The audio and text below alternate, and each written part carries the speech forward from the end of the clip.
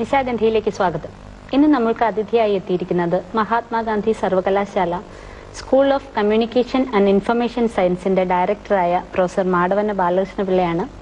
അദ്ദേഹം മലയാള പത്രപ്രവർത്തന രംഗത്ത് നിരവധി റിപ്പോർട്ടുകളുടെ പേരിൽ അതേപോലെ തന്നെ ഒരു കോളമിസ്റ്റ് എന്ന നിലയിൽ വളരെ വ്യക്തമായ ഒരു പങ്കുള്ളയാളാണ്. അടുത്തയിടെ അദ്ദേഹം ഏറെ ശ്രദ്ധേയനായത് Guinness book of world record പോലെ തന്നെ പ്രശസ്തമായ മാർക്കസ് ഹൂയിസ് തന്റെ പേര്, വിവരം, ജീവചരിത്രം ഇതൊക്കെ ഉൾപ്പെടുത്തുന്നതിലൂടെയാണ്. അപ്പോൾ തീർച്ചയായിട്ടും അദ്ദേഹത്തെ നമുക്ക് നിശാഗന്ധിയിലേക്ക് സ്വാഗതം ചെയ്യാം. സ്വാഗതം സാർ. ഇപ്പോ നമസ്കാരം. തീർച്ചയായിട്ടും ഇപ്പൊ ഇതുപോലെ ഒരു പ്രശസ്തമായ ബുക്കില് സാറിന്റെ പേര് ഉൾപ്പെടുത്തുക, അത് മലയാളികൾക്ക്, പത്രപ്രവർത്തകർക്ക് തന്നെ വളരെ അഭിമാനകരമായ കാര്യമാണ്. അപ്പൊ ആ ബുക്കിനെ കുറിച്ച്, അതിന്റെ മാനദണ്ഡങ്ങള് ഒക്കെ ഒന്ന്. ആദ്യമായി ഈ വർണ്ണ പ്രപഞ്ചം ഒരുക്കിയ ദൂരദർശൻ ഭാരവാഹികൾക്കും ഈ പരിപാടി കണ്ടുകൊണ്ടിരിക്കുന്ന ലക്ഷോപലക്ഷം സഹൃദയരായ പ്രേക്ഷകർക്കും എൻ്റെ മുമ്പിൽ മൃദുലഭാവത്തിലിരിക്കുന്ന ശ്രദ്ധേയായ പത്രപ്രവർത്തകയും TV ആങ്കറുമായ എൻ്റെ വിദ്യാർത്ഥിനി കൂടിയായ ഗീതാബക്ഷിക്കും ആദ്യമായി അഭിവാദ്യങ്ങൾ. ഈ പറഞ്ഞ പരിപാടി ഈ നാട്ടുകാരെ സംബന്ധിച്ചിടത്തോളം വലിയ മഹാസംഭവമൊന്നുമല്ല, പക്ഷെ എന്നെ സംബന്ധിച്ചിടത്തോളം ഇതൊരു മഹാസംഭവം തന്നെയാണ്. എന്ന് പറഞ്ഞാൽ ഈ ലോക പ്രശസ്ത റെഫറൻസ് ഗ്രന്ഥത്തിൽ പേരുവിവരം വരിക എന്നത് അതിൻ്റെ ത്രില്ല് ഒന്നര മാസമായി അറിയിച്ചെങ്കിലും അതിൻ്റെ ത്രില്ലാണ് ഞാൻ ഇന്നും. കാരണം 200 രാജ്യങ്ങളിൽ നിന്ന് മികച്ച നേട്ടങ്ങൾ കൈവരിച്ച അനേകായിരം ആളുകളോടൊപ്പം എൻ്റെ പേരുവിവരം കൂടി അതിനകത്ത് വന്നു എന്നുള്ളത് തീർച്ചയായും എന്നെ സംബന്ധിച്ചോളം അഭിമാനകരമായ ഒരു വസ്തുതയായി ഞാൻ കാണുകയാണ്. എനിക്ക് എന്നാൽ വരാൻ കാര്യം തന്നെ, ഞാൻ കഴിഞ്ഞ 31 വർഷമായി മലയാളത്തിൽ സ്ഥിരമായി കോളം എഴുതുന്ന, സ്ഥിരം പങ്കിടുന്ന ഏക പത്രപ്രവർത്തകൻ എന്ന ഒരു കാരണത്തിൻ്റെ പേരിലാണ് ഇതിനകത്ത് വരാൻ കാരണം. ഇത് മാത്രമല്ല, എന്നെ സംബന്ധിച്ചുള്ള ഇതിനൊരു പ്രത്യേക കാര്യം കൂടിയുണ്ട്. കാരണം ഞാൻ 36 വർഷം മുമ്പ് 1971 ദീപികയുടെ സബ് എഡിറ്ററായി ചേർന്നപ്പോൾ അവിടെ ഈ ഒരു ചുമന്ന കാലിക്കോ ബൈൻഡ് ചെയ്ത ഒരു ഡിക്ഷണറി പോലൊരു ഗ്രന്ഥമായിരുന്നു ഈ ഗ്രന്ഥമായിരുന്നത്. അപ്പോൾ അതിനകത്ത് ആദ്യത്തെ മലയാള പത്രം എന്ന നിലയിൽ ദീപികയെ പറ്റി എഴുതിയിരുന്നു. അത് അന്നത്തെ പത്രാധിപന്മാർ എടുത്ത് കാണിക്കുകയും പിൽക്കാലത്ത് ഞങ്ങൾ വരുന്നവരെ എല്ലാം എടുത്ത് കാണിക്കുകയൊക്കെ ചെയ്യുമ്പോൾ ഉണ്ടാകുന്ന ആ അനുഭവം എന്തെങ്കിലും ഇതിനകത്ത് വന്ന് കയറും എന്ന് ഞാൻ സ്വപ്നത്തിൽ പോലും കരുതിയിരുന്നില്ല. അത് വന്നതിലുള്ള സന്തോഷം തീർച്ചയായും എനിക്ക് വളരെയേറെ ഉണ്ട് എന്നുള്ളതാണ് സത്യം. തീർച്ചയായും അത് സാറിന് മാത്രമല്ല, എനിക്ക് തോന്നുന്നു മലയാളികൾക്ക് എല്ലാം തന്നെ അതിൽ അഭിമാനമുണ്ട്. അപ്പൊ അതിനെക്കുറിച്ച് ഞാനിങ്ങനെ നോക്കിയപ്പോൾ തിരക്കിനിടയിൽ എന്ന പേരിലാണ് സാർ ആദ്യമായിട്ട് മംഗളത്തില് ഒരു തുടങ്ങി. മംഗളത്തിന്റെ തുടക്കത്തിൽ തന്നെ അതിന്റെ ഒരു ആദ്യകാല കോപ്പിയാണ് ഇത്, തിരക്കിനിടയിൽ എന്ന് പറഞ്ഞുകൊണ്ട് എന്റെ ഉണ്ട്. അപ്പൊ ഇതേക്കുറിച്ച് പറയുമ്പോൾ ഈ തിരക്കിനിടയിൽ നിന്നുള്ള സാർ തുടങ്ങാനുള്ള സാഹചര്യം എന്താണ്? അത് ഞാൻ സത്യം പറഞ്ഞാൽ അന്ന് ഈ കോളമെന്നോ പങ്ക്തിയെന്നോ ഒന്നും അറിഞ്ഞിട്ടല്ല, മീശ ഒരുക്കുന്ന പ്രായത്തിലായിരുന്നു. അങ്ങനെ ഒരു പ്രത്യേക ടെക്നിക്കൽ കാര്യമൊന്നും ഇല്ലാതെ ഞാനൊരു സാധനം തുടങ്ങിയ. അതിനു മുമ്പ് കേരളത്തിലെ ഏറ്റവും പ്രധാനപ്പെട്ട ഒരു സിനിമ പ്രസിദ്ധീകരണമായിരുന്നു സിനിമ മാസിക. അവർക്ക് സിനിരമ എന്ന് പറയുന്ന ഒരു പ്രസിദ്ധീകരണം ഉണ്ടായിരുന്നു, ദ്വൈവാരിക. അതിൽ ഈ ഇംഗ്ലീഷ് കൗതുക വാർത്തകൾ എന്ന പേരിൽ ഇംഗ്ലീഷിൽ പത്രങ്ങളിൽ വരുന്ന കൗതുകരമായ വാർത്തകൾ ട്രാൻസ്ലേറ്റ് ചെയ്യാൻ കൊടുക്കുമായിരുന്നു. 5-6 മാസം അങ്ങനെ എഴുതി. അതിനിടയിലാണ് MC വർഗീസ് മംഗളത്തിന്റെ മാനേജിംഗ് ഡയറക്ടറായിരുന്നു. അന്ന് പത്രമൊന്നുമില്ല, ചെറിയ രീതിയിൽ ആരംഭിച്ച ആ സമയത്ത് എന്തെങ്കിലും എഴുതണമെന്ന് പല പ്രാവശ്യവും അദ്ദേഹം പറഞ്ഞിരുന്നു. പക്ഷെ ഞാൻ 1.5 വർഷം അങ്ങനെ എഴുതാൻ കഴിഞ്ഞില്ല. അവസാനം ഈ പത്രം ഈ സിനിമ എടുത്ത് കാണിച്ചിട്ട് പറഞ്ഞു ഇതേപോലെ എന്തെങ്കിലും എഴുതണമെന്ന് പറഞ്ഞു. അങ്ങനെ എന്തായാലും എഴുതി തുടങ്ങി. അങ്ങനെ അതിന്റെ പേര് തിരക്കിനിടയിൽ എന്നായിരുന്നു. പക്ഷെ എനിക്ക് അത് കാലം അങ്ങനെ കഴിഞ്ഞപ്പോഴേക്ക് ആ വാരിക വളരെയേറെ ലക്ഷങ്ങൾ വർദ്ധിച്ചു. എൻ്റെ ആ കോളം വളരെയേറെ ക്ലിക്ക് ചെയ്തു എന്ന് മാത്രമല്ല, അത് പല ആളുകളും ഒരു 4-5 വർഷം കഴിഞ്ഞപ്പോഴത്തേക്ക് കേരളത്തിലെ മിക്ക പത്രങ്ങളും വാരികകളും അതേപോലുള്ള കോളങ്ങൾ ആരംഭിച്ചു. ആ കോളങ്ങൾ ആരംഭിച്ചു എന്നല്ല, എൻ്റെ കോളത്തിന്റെ പേര് തിരക്കിനിടയിൽ നിന്നായിരുന്നു. ഈ ആരംഭിച്ചവരെല്ലാം ഇടയിൽ എന്ന വാക്ക് ചേർത്താ തുടങ്ങിയത്. തിരക്കിനിടയിൽ അനുകരിച്ച് സഞ്ചാരത്തിനിടയിൽ, യാത്രക്കിടയിൽ, വരികൾക്കിടയിൽ, വാർത്തക്കിടയിൽ, ഇങ്ങനെ ഇടയിൽ ചേർത്ത് തന്നെ കോളങ്ങൾ ആരംഭിച്ചു. അപ്പൊ അത് തീർച്ചയായും അത് വലിയൊരു അംഗീകാരത്തിന്റെ അംശമായി വന്നു. പിന്നെ ഞാൻ കുറേ വർഷങ്ങൾക്ക് കഴിഞ്ഞപ്പോൾ അത് 10-15 വർഷം അവിടെ എഴുതി. അത് കഴിഞ്ഞിട്ട് അവിടുന്ന് മാറേണ്ടി വന്നു. ഒരു പ്രത്യേക സാഹചര്യത്തിൽ അവിടെ അത് തുടരാൻ എൻ്റെ അന്നത്തെ ദീപിക മാനേജ്മെന്റ് സമ്മതിച്ചില്ല. പിന്നെ ഞാൻ ദീപികയിലാണ് ആരംഭിച്ചത്. ചുരുക്കത്തിൽ എന്ന പേരിലായിരുന്നു ദീപികയിൽ ഈ കോളം രണ്ടാമത് ആരംഭിച്ചത്. ചുരുക്കത്തിൽ കഴിഞ്ഞിട്ട് വീണ്ടും ഞാൻ മംഗളം പത്രത്തിന്റെ റെസിഡന്റ് എഡിറ്ററായി പോയി. അപ്പോൾ ആ തിരക്കിനിടയുമായിട്ടാണ് വീണ്ടും പോയത്. തിരക്കിനിടയിൽ പത്രത്തിൽ ആരംഭിച്ചു. അത് കഴിഞ്ഞ് വീണ്ടും ഞാൻ അവിടെ യൂണിവേഴ്സിറ്റിയിലെ ജേർണലിസത്തിന്റെ പ്രൊഫസറും ഡയറക്ടറുമായി മാറിയപ്പോൾ ആ കോളം തെറ്റും തിരുത്തും എന്ന പേരിൽ ദീപികയിലേക്ക് വീണ്ടും ആരംഭിച്ചു. അത് കഴിഞ്ഞിട്ട് കുറച്ചു കാലം കഴിഞ്ഞിട്ട് ഞാൻ ഇപ്പം ഈ അടുത്ത കാലത്ത് ഇടയ്ക്കിടയ്ക്ക് കേരളകൗമുദിയിൽ എഴുതുന്നു. പിന്നെ പ്രതിച്ഛായ എന്ന വാരികയിൽ പിന്നെ ഇപ്പോൾ കാഴ്ചവട്ടം എന്ന രീതിയിൽ കോളം തുടങ്ങുന്നു. ഇതാണ് എൻ്റെ കോളത്തിന്റെ ഒരു ചരിത്രം. പക്ഷേ ഈ കോളത്തെ കുറിച്ച് കൂടുതൽ പറയുമ്പോഴത്തേക്ക് അതിന് മുമ്പുള്ള ധാരാളം ചരിത്രങ്ങളുണ്ട് സാറിന്റെ പേരിൽ. അതായത് പത്രപ്രവർത്തനത്തിലേക്ക് കടന്നു വരുമ്പോൾ തന്നെ അന്നത്തെ സാഹചര്യത്തിൽ ഇപ്പോഴത്തെ ഒരു സാഹചര്യമായിട്ട് ശരിക്കും നമുക്ക് കമ്പയർ ചെയ്യാൻ കൂടെ പറ്റില്ല. അന്ന് പത്രപ്രവർത്തകൻ എന്ന് പറയുന്നതിന് ഇത്രയേറെ ഗ്ലാമറോ അങ്ങനെയൊന്നും ഇല്ല. അന്ന് ഒരു രാഷ്ട്രീയ പ്രവർത്തനത്തിൽ നല്ലൊരു ഭാവി ഉണ്ടായിരുന്നയാള്, അതേപോലെ മറ്റെന്തെങ്കിലും ഒരു വൈറ്റ് കോളർ ജോബിൽ പോകാവുന്ന ഒരാൾ. എന്തുകൊണ്ടാണ് ഈ പത്രപ്രവർത്തനം തിരഞ്ഞെടുത്തത്? സത്യം പറഞ്ഞാൽ അതും അവിചാരിതമായിട്ടാണ് ഈ മേഖലയിലേക്ക് വന്നത്. ഞാൻ പിന്നെ കൊല്ലത്ത് എസ് എൻ കോളേജിലും ഫാത്തിമ കോളേജിലും ഒക്കെയാണ് പഠിച്ചത് കെമിസ്ട്രി ആയിരുന്നു. അന്ന് കെമിസ്ട്രി പഠിക്കുന്നവരുടെ ഏറ്റവും വലിയ ആഗ്രഹം എന്ന് പറഞ്ഞാൽ കൊച്ചിൻ TCCയിൽ എക്സിക്യൂട്ടീവായി ജോലി കിട്ടുക എന്നുള്ളതായിരുന്നു. സാർ നമുക്ക് ഒരു ഫോൺ കോൾ വരുന്നുണ്ട്. ഹലോ മാഡവന. അതെ, ഗുഡ് ഈവനിങ്. Good evening. ആരാ വിളിക്കുന്നത്? ശരി, CP രാജശേഖരൻ, ദൂരദർശനിലുണ്ടായിരുന്ന ആകാശവാണി ഡയറക്ടർ ആയിരുന്ന CP രാജശേഖരൻ. എവിടെ നിന്നാണ് വിളിക്കുന്നത്? ഇപ്പം ഞാനിപ്പോ തൃശ്ശൂരിൽ നിന്നാണ് സംസാരിക്കുന്നത്. പരിപാടി അവിടെ നിന്ന് വിളിക്കുകയായിരുന്നു. അപ്പൊ എന്തായാലും സന്തോഷം എനിക്ക്. പ്രത്യേകിച്ച് നിങ്ങളെ ഞാൻ അഭിനന്ദിക്കുന്നു. വ്യത്യസ്തമായ ഒരു നെയിം പ്ലേറ്റ് ലോകത്ത് നൽകിയതിന്റെ സന്തോഷം. താങ്കളെ അഭിനന്ദിക്കുന്ന ദൂരദർശൻ പ്രവർത്തകരെയും അഭിനന്ദിക്കുന്നു. സന്തോഷം. മാധ്യമപ്രവർത്തനത്തില് വളരെയേറെ പഴക്കമുള്ള താങ്കള് ഇന്ന് എല്ലാവരും പറയുന്നത് മാധ്യമപ്രവർത്തനത്തിൽ ഒരുപാട് പ്രശ്നങ്ങളും കുഴപ്പങ്ങളുമാണെന്ന്. ഞാനങ്ങനെ വിശ്വസിക്കുന്നില്ല. പണ്ടത്തെ അപേക്ഷിച്ചിട്ട് മാധ്യമപ്രവർത്തനം കുറെ കൂടിയൊക്കെ സുതാര്യമാവുകയും കുറെ കൂടിയൊക്കെ മിടുക്കന്മാരും മിടുക്കത്തികളുമായ ആളുകൾ മാധ്യമരംഗത്തേക്ക് വരികയുമാണ് ചെയ്തിരിക്കുന്നത്. താങ്കൾ കോളം എഴുതി അതുപോലെ വാർത്ത എഡിറ്റ് ചെയ്തൊക്കെ തുടങ്ങിയ ശേഷം ഇപ്പോ പത്രപ്രവർത്തനത്തിലും മാധ്യമപ്രവർത്തനത്തിലും പങ്കെടുക്കാൻ തയ്യാറാകേണ്ടുന്ന ചെറുപ്പക്കാരെ തയ്യാറാക്കുന്ന ജോലിയിലാണ്. അപ്പൊ മൂല്യബോധം വർദ്ധിക്കുകയാണ് പുതിയ തലമുറയ്ക്ക് എന്ന് ഞാൻ വിശ്വസിച്ചാല് താങ്കളുടെ അഭിപ്രായം എന്താണ്? മൂല്യബോധവും ധർമ്മബോധവും. മൂല്യബോധം എന്ന് പറയുന്നത് അതൊക്കെ ആപേക്ഷികമാണ്. ഇന്നത്തെ കാലത്ത് അതൊക്കെ നഷ്ടപ്പെട്ടു എന്നാണ് ആളുകൾ പറയുന്നത്. ശരിയല്ല. ഇപ്പോഴത്തെ ഇൻവെസ്റ്റിഗേറ്റീവ് റിപ്പോർട്ടർമാര് ഒരുപാട് കാര്യങ്ങൾ രംഗത്തേക്ക് കൊണ്ടുവരുന്നുണ്ട്. ആളുകൾ കാണുന്നില്ല. അല്ല, ഇൻവെസ്റ്റിഗേറ്റീവ് റിപ്പോർട്ടിംഗ് വഴി പല കാര്യങ്ങളും കൊണ്ടുവരുന്നു എങ്കിലും ആ കൊണ്ടുവരുന്ന രീതിയിലുണ്ടായിട്ടുള്ള മറിമായങ്ങളും മാറ്റങ്ങളും ഒക്കെ തന്നെ ആ രീതിയിൽ അംഗീകരിക്കാൻ പലർക്കും പ്രയാസം. പക്ഷേ പത്രങ്ങൾ ഇല്ലാത്ത ഒരു അവസ്ഥയെ പറ്റി നമുക്ക് ചിന്തിക്കാൻ കഴിയില്ല. ഈ രാജ്യത്ത് നടക്കുന്ന കുഴപ്പങ്ങളും കുഴാമറിച്ചിലുകളും ജനങ്ങളുടെ മുമ്പിലേക്ക് അവതരിപ്പിക്കുകയും അതിന് പരിഹാരം കണ്ടെത്തുകയും ഒക്കെ ചെയ്യുന്നത് പത്രപ്രവർത്തനം വഴിയാണ്. പക്ഷെ നേരെ ചൊവ്വയെ കൊണ്ടുപോയാൽ പത്രപ്രവർത്തനം അല്ലെങ്കിൽ പത്രപ്രവർത്തകരില്ലാത്ത ഒരവസ്ഥയെ പറ്റി നമുക്ക് ചിന്തിക്കാൻ പോലും കഴിയില്ല എന്നുള്ളതാണ് വസ്തുത.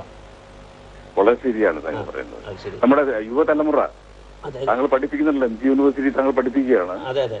അപ്പൊ യുവതലമുറയെ കുറിച്ച് താങ്കളുടെ പ്രതീക്ഷ എന്താണ്? വളരെ പ്രതീക്ഷയുണ്ട്. അവരാണല്ലോ ഈ നാടിനെ നന്നാക്കിയെടുക്കാൻ വേണ്ടി ആളുകളുടെ ജനങ്ങളുടെ നാവും കണ്ണും മൂക്കും ഒക്കെയായി മാറേണ്ട ഒരു വിഭാഗം, നാളെയുടെ നാളങ്ങളായ ശബ്ദങ്ങളായ ഒക്കെ ആയ ഈ വിദ്യാർത്ഥികൾ അല്ലെങ്കിൽ പത്രപ്രവർത്തന വിദ്യാർത്ഥികൾ അല്ലെങ്കിൽ പുതിയ തലമുറയിലേക്ക് കടന്നു വരേണ്ട പത്രപ്രവർത്തകർ ഈ രാജ്യത്തിന്റെ നേരായ വഴിയിലേക്ക് കൊണ്ടുപോകുവാൻ അഭിമാനബോധത്തോടുകൂടി ആണത്തോടുകൂടി പെൺകുട്ടികൾക്കായാലും ആണത്തോടുകൂടി വരാൻ കഴിയും. അങ്ങനെയാണല്ലോ ലീലാമേനോന്, ബർക്കാദത്ത തുടങ്ങിയ അല്ലെങ്കിൽ അനിതാ പ്രതാപൊക്കെ ഈ രംഗത്ത് കടന്നു വന്നിട്ടുള്ളത്. അപ്പൊ തീർച്ചയായും ആ രീതിയിലേക്ക് മുന്നോട്ട് കൊണ്ടുപോകാൻ കഴിയുമെന്നാണ് എന്റെ പ്രതീക്ഷ. ഒരു കാലത്ത് ദൂരദർശൻ മാത്രമായിരുന്നു. ദൂരദർശൻ വന്നപ്പോഴും പത്രക്കാർ ഭയന്നിരുന്നു. ദൃശ്യമാധ്യമം വന്നു, ഇനി പത്രമാധ്യമത്തിന് വലിയ പ്രസക്തി ഇല്ല എന്ന് പറഞ്ഞു. ചാനലുകൾ കൂടും തോറും മീഡിയയുടെ പത്രമാധ്യമങ്ങൾക്ക് പ്രസക്തി വർദ്ധിച്ചു വരികയാണ്. ദൃശ്യമാധ്യമങ്ങൾക്ക് ഇല്ലെന്നല്ല, പത്രമാധ്യമങ്ങളുടെ പ്രത്യേകത എന്ന് വെച്ചാൽ എക്കാലവും നിലനിൽക്കുന്നതാണ്. കാരണം ഇന്നിപ്പം ഈ പരിപാടി നടക്കുന്ന ലക്ഷോപലക്ഷം ആളുകൾ ഇപ്പം കാണുന്നുണ്ടായിരിക്കും. ആർക്കെങ്കിലും ഒരു കറണ്ട് കട്ട് വന്നു, എന്തെങ്കിലും ഒരു പ്രശ്നം ഉണ്ടായി പുറത്തോട്ടായത് കാണാൻ കഴിയില്ല. പക്ഷെ പ്രിന്റ് മീഡിയ ആണെങ്കിൽ അത് നാളെ ആയാലും റെഫർ ചെയ്യാം. അതാണ് ഒരു പ്രത്യേകത. അതുകൊണ്ട് ഇതൊരു പ്രത്യേക വിഷ്വൽസ് അല്ലെങ്കിൽ ദൃശ്യമാധ്യമങ്ങൾ എന്ന് പറയുന്ന ആളുകളിലേക്ക് ഏറ്റവും പെട്ടെന്ന് ഇമ്പാക്ട് ഉണ്ടാക്കാൻ ഈ വിഷ്വൽ മീഡിയക്ക് കഴിയും. പ്രിന്റ് മീഡിയ ആണെങ്കിൽ പതുക്കെ അങ്ങനെ അത് എക്കാലവും നിലനിൽക്കുകയും ചെയ്യും. അതാണ് ദൃശ്യമാധ്യമത്തെ കുറിച്ച് പറയാൻ കാരണം വാർത്തകൾ പലതും വന്നു കഴിഞ്ഞ ശേഷം പിറ്റേ ദിവസമോ അതിന്റെ അടുത്ത ദിവസമോ ആരെ കുറിച്ചാണോ വാർത്ത വന്നത് അവർ അത് നിഷേധിക്കുകയും പത്രമാധ്യമങ്ങൾ വളച്ചൊടിക്കുകയാണെന്നും പറഞ്ഞിരുന്നു, ഇപ്പോഴും പറയുന്നു. പക്ഷെ അവർ പറഞ്ഞ വാക്കുകൾ അതേപടി അവരുടെ മുഖത്ത് തന്നെ കാണിക്കുകയും കേൾപ്പിക്കുകയും ചെയ്തിട്ടും എങ്ങനെയാണ് ഇങ്ങനെ പറയാൻ പറ്റുന്നത്? അല്ല, അതാണല്ലോ രാഷ്ട്രീയം. രാഷ്ട്രീയം എന്ന് പറഞ്ഞാൽ സൗകര്യത്തിന് വേണ്ടി ആളുകൾക്ക് നമ്മൾ സ്വന്തം നാക്കിൽ നിന്ന് അടർന്നു വീഴുന്ന അക്ഷരത്തെറ്റുകൾ അത് അംഗീകരിക്കാൻ ഒരു പ്രമാണിയും ആരും തയ്യാറാകത്തില്ല. അവർ സ്വന്തമായി തനിക്ക് അനുകൂലമായി എഴുതുകയോ പ്രക്ഷേപണം ചെയ്യുകയോ ചെയ്താൽ അത് അംഗീകരിക്കുകയും മോശമായാൽ അത് പത്രപ്രവർത്തനം മോശമാണെന്ന് പറയുകയും ചെയ്യുന്ന ചരിത്രമാണ് തുടക്കം മുതൽ അന്ന് തൊട്ട് ഇന്ന് വരെ ഉണ്ടായിട്ടുള്ളത്. അതങ്ങനെ പോവുകയും ചെയ്യും. അത് നാളെ മാറത്തൊന്നുമില്ല. കാരണം അവരുടെ ഇത് പ്രത്യേകിച്ച് രാഷ്ട്രീയക്കാരാണ്. അവരുടെ നിലനിൽപ്പ് അവരുടെ നാക്കിലും അവരുടെ വാക്കിലുമൊക്കെയാണ്. അത് അങ്ങനെ തന്നെ നിലനിൽക്കും. ഹലോ, യൂണിവേഴ്സിറ്റിയിൽ നിന്ന് ഒരുപാട് ചെറുപ്പക്കാർ വരട്ടെ എന്ന് സന്തോഷം. വിളിച്ചത് വളരെ സന്തോഷം. നന്ദി. അതേപോലെ നമ്മൾ സംസാരിച്ചുകൊണ്ടിരുന്നത് ചെറുപ്പക്കാരനായിട്ട് TCSലേക്ക് പോകാൻ വേണ്ടിയായിരുന്നു ഞാൻ പത്രപ്രവർത്തനം. അങ്ങനെ ആയിരുന്നു എന്റെ ആഗ്രഹം. അങ്ങനെ ഇരിക്കെ ഞാനും TCSൽ ആപ്ലിക്കേഷൻ കൊടുത്തു. ഇന്റർവ്യൂവിന് ചെന്നു. അവിടെ ചെന്നപ്പോഴാണ് അവിചാരിതമായ ഒരാളെ കണ്ടുമുട്ടി. വി ഗംഗാധരൻ. ഒരുപക്ഷെ അന്ന് മലയാള രാജ്യത്തിന്റെ ചീഫ് എഡിറ്ററായിരുന്നു. എന്ന് മാത്രമല്ല EMS മന്ത്രിസഭയുടെ കാലത്തെ സ്പീക്കറായിരുന്നു. അദ്ദേഹത്തിന് ഞങ്ങൾ കൊട്ടാരക്കരക്കാരനാണ്. അദ്ദേഹത്തിനെ അറിയാം. അവിടെ വെച്ച് അവിചാരിതമായി കണ്ടപ്പോൾ, അന്ന് മാനേജിംഗ് ഡയറക്ടറെ കാണാൻ വേണ്ടി വന്നതാണ്. അവിചാരിതമായി കണ്ടപ്പോൾ അദ്ദേഹം പറഞ്ഞു, എങ്ങനെയാണെന്ന് ആരും വിളിക്കുന്നത്, നീ എന്താ വന്നെന്ന് എന്നോട് ചോദിച്ചു. ഞാൻ പറഞ്ഞു, ഇവിടെ ഞാൻ ജോലിക്ക് കൺഗ്രാജുലേഷൻ ഒക്കെ പറഞ്ഞു. ഞാൻ പറഞ്ഞു, അതല്ല, എനിക്ക് പത്രപ്രവർത്തകനാണ്. പത്രപ്രവർത്തനത്തിലേക്ക് എനിക്ക് എന്താണെന്ന് കാര്യമായിട്ടൊന്നും അറിയില്ല. അയ്യോ, അത് പോരുത്. അപ്പം ഒന്നാമത് മലയാള രാജ്യത്തിന്റെ സ്ഥിതി ഇപ്പം പരിങ്ങലാണ് എന്നൊക്കെ പറഞ്ഞു. എങ്കിലും ഞാൻ പറഞ്ഞല്ല, എനിക്ക് പോകണമെന്ന് പറഞ്ഞു. അത് പറയാനുണ്ടായ ഒരു കാരണമുണ്ട്. തോപ്പിൽ രവി എന്ന് പറയുന്ന ഒരാൾ മലയാള മനോരമയുടെ കൊല്ലം ബ്യൂറോയിലുണ്ടായിരുന്നു. പിൽക്കാലത്ത് MLA ഒക്കെ ആയി. ഞാൻ അല്പം വിദ്യാർത്ഥി പ്രവർത്തനമൊക്കെ ഉണ്ടായിരുന്നു പഠിച്ചുകൊണ്ടിരുന്നത് കൊല്ലത്ത്. KSCയിലുണ്ടായിരുന്നു. ഒരു ഭാരവാഹിയൊക്കെ ആയിരുന്നു. അപ്പൊ അങ്ങനെ ഈ ക്കാരുടെ ഓഫീസുകൾ കയറി ഇറങ്ങിയ ഒരു പാരമ്പര്യം ഞാൻ പഠിച്ചുകൊണ്ടിരിക്കുമ്പോൾ തന്നെ ഉണ്ട്. അന്ന് ഈ തോപ്പിൽ രവിയുടെ ഓഫീസിൽ മനോരമ ബ്യൂറോയിൽ ചെല്ലുമ്പോൾ അവിടെ പ്രമാണികളായ അറിയപ്പെടുന്ന രാഷ്ട്രീയ നേതാക്കന്മാരും മറ്റ് പ്രമാണികളും ഒക്കെ അവിടെ കാണുന്നു. അപ്പോൾ അതുമാത്രമല്ല, തോപ്പിൽ രവി എല്ലാ ദിവസത്തെയും സാംസ്കാരിക പരിപാടികൾ കാണാറുണ്ട്. അപ്പം വിചാരിച്ചു, ഇത് ലോകത്തിലെ ഏറ്റവും വലിയ സംഭവം പത്രപ്രവർത്തകനാകുക. അങ്ങനെ ഒരു ആഗ്രഹം, അദമ്യമായ ആഗ്രഹം എൻ്റെ മനസ്സിൽ ഉള്ളിൽ ഒരു വിചാരമായി വളരുകയും അതിൽ നിന്ന് ഉദ്ഗമിച്ച ഒരു ഭാവമാണ് ഈ ഗംഗേണ്ണനോട് ഞാൻ പറയുകയും ചെയ്തത്. എന്നാൽ നീ പോരാൻ പറഞ്ഞു. അങ്ങനെ ഞാൻ പിറ്റേന്ന് കൊല്ലത്ത് എന്ന് വീട്ടുകാരോടും പോലും പറയാതെ മലയാള രാജ്യത്തിൽ ജോലി ചെയ്തു. 6 മാസക്കാലം അവിടെ മലയാള രാജ്യത്തിൽ ജോലി ചെയ്തു. എൻ്റെ ശമ്പളം എന്ന് വെച്ചാൽ എല്ലാ ദിവസവും പോകുമ്പോൾ ഓരോ പത്രം എടുത്തുകൊണ്ട് പോകാം. പക്ഷേ അവസാനം ഞാൻ വിചാരിച്ചു എൻ്റെ നിയോഗം പത്രപ്രവർത്തനമാണെന്ന് മനസ്സിലാക്കുകയും അങ്ങനെ ഞാൻ 6 മാസത്തെ മലയാള രാജ്യത്തിലെ സേവനത്തിന് ശേഷം ദീപികയിൽ സബ് എഡിറ്ററായി ചേരുകയാണ് ഉണ്ടായത്. ഇതാണ് പത്രപ്രവർത്തനത്തിലേക്ക് എനിക്ക് വരാനുണ്ടായ ഒരു തുടക്കം. ദീപികയിൽ അന്ന് വന്നപ്പോഴത്തേക്ക് പെട്ടെന്ന് റിപ്പോർട്ടിങ്ങിലായിരുന്നു ആദ്യം ഒരു 1-2 വർഷം ട്രെയിനിങ്ങും ഒക്കെ കഴിഞ്ഞ് ഡെസ്കിലൊക്കെ കഴിഞ്ഞ് പെട്ടെന്ന് എനിക്ക് എന്തോ ഞാൻ റിപ്പോർട്ടറാക്കി എന്ന് മാത്രമല്ല, ഞാൻ തിരുവനന്തപുരം ബ്യൂറോയുടെ ചീഫായി. എന്റെ ഭാഗ്യത്തിനോ നിർഭാഗ്യത്തിനോ ഞാൻ വന്ന ദീപികയുടെ ബ്യൂറോ ചീഫായി. അതിനുമുമ്പ് KC സെബാസ്റ്റ്യൻ എന്ന് പറഞ്ഞ ആളായിരുന്നു ബ്യൂറോ ചീഫ്. അദ്ദേഹം ഒരു അസുഖമായി വീണ് പരിക്കേറ്റ് പോവുകയും ഒക്കെ ചെയ്തതിന്റെ ഫലമായി ഞാൻ വരികയും ഞാൻ അവിടെ വന്നതിന്റെ പിറ്റേന്ന് തുടക്ക ദിവസം അടിയന്തരാവസ്ഥ പ്രഖ്യാപിക്കുകയും ചെയ്യുന്ന ഒരു പ്രത്യേകമായ നിയോഗത്തിന് ഞാൻ വശംവദനായി. അപ്പൊ ഞാൻ വന്നതിന്റെ പിറ്റേന്നായിരുന്നു ഇവിടെ അടിയന്തരാവസ്ഥ പ്രഖ്യാപിച്ചത്. തിരുവനന്തപുരം ബ്യൂറോയുടെ ചീഫായിരുന്നു. ദീപിക ചീഫ് റിപ്പോർട്ടറായി. അങ്ങനെ അവിടെ നിന്ന് 2-3 വർഷം ഇവിടെ കഴിഞ്ഞ് തിരുവനന്തപുരത്ത് കഴിഞ്ഞിട്ട് കോട്ടയത്ത് പോവുകയും ചെയ്തു എന്നുള്ളതാണ് ആ നിലയിൽ എനിക്ക് പറയാനുള്ളത്. നമുക്കൊരു ഫോണും കൂടെ വരുന്നുണ്ട്. ഹലോ ഹലോ ഹലോ മാറുമുള വള്ളംകളി നടക്കുന്നതിനും മാരാമണ്ണിനും അടുത്തായിട്ട് കൊന്നേഷൻ നടക്കുന്ന സ്ഥലം തോട്ടപ്പശ്ശേരി എന്നൊരു സ്ഥലമുണ്ട്. ചിലരെന്നെ ആറന്മുളസ്കറിയാന്ന് നാമകരണത്തിൽ വിളിക്കുന്നുണ്ട് സർനെയുമായിട്ട്. ഈ എഴുത്തുകാരെ ഞാൻ വളരെയധികം സ്നേഹിക്കുന്ന ഒരു വ്യക്തിയാണ്. സന്തോഷം. വായിച്ചു വളരുക, ചിന്തിച്ച് വിവേകം നേടുക എന്ന നല്ല നടിയുള്ള എഡീഷൻ കണ്ടാൽ ഒന്നാമത് സംഗീതത്തെയും ഒപ്പം എഴുത്തുകാരെയും കൂടെ സ്നേഹിക്കുന്ന ഒരു വ്യക്തിയാണ്. പഴയ ഒരു കക്ഷി ഉണ്ടായിരുന്നു, ഓണക്കുറ്റി എന്നുള്ള അവരുടെ നാമത്തെ മനോരമയിലെ എഴുത്തുകാരൻ. ഈ സാറ് MC വർഗീസിന്റെ മംഗളത്തിലെ പഴയ കക്ഷി തൊട്ട് എഴുത്താണോ എനിക്കറിയില്ല. ഞങ്ങളുടെ വ്യക്തിപരമായിട്ടില്ല, വലിയ അറിവില്ല. കലാകാരന്മാരെ അധികം സ്നേഹിക്കുന്ന ഒരു കക്ഷിയാണ്. നോവലുകൾ എന്തോ സാറിനോട് എന്താ ചോദിക്കാനുള്ളതെന്ന്? സാറിനോട് ചോദിക്കാനുള്ള, സാർ ഇപ്പം എഴുതിക്കൊണ്ടിരിക്കുന്ന മംഗളം കൂടെ വേറെ എഡീഷനിലുണ്ടോ? ഞാൻ ഇപ്പം ഏതെല്ലാം രീതിയിലാണ് നാനാന്നുള്ള മാസികയെ കുറിച്ച് സംസാരിക്കുന്ന കേട്ടു. ഇല്ല, ഞാൻ അത് പറഞ്ഞു. ഞാൻ യഥാർത്ഥത്തില് ഞാനിപ്പം പത്രപ്രവർത്തനം പഠിപ്പിക്കുക മഹാത്മാഗാന്ധി വർക്ക് ചെയ്യുന്നുണ്ടോ? അതുകൊണ്ട് ഞാൻ കോളം എഴുതുന്നേ ഉള്ളൂ ഇടയ്ക്ക്. അല്ലല്ല, ഞാൻ പന്തളത്തല്ല, കൊല്ലത്താണ് പഠിച്ചത്.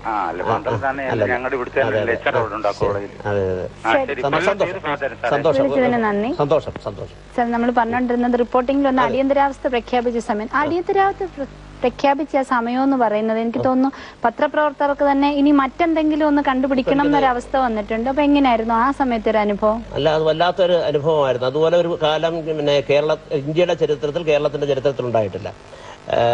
ഇവിടെ അടിയന്തരാവസ്ഥ വന്ന് ഞാൻ നിയമസഭ നടക്കുന്ന സമയമായിരുന്നു.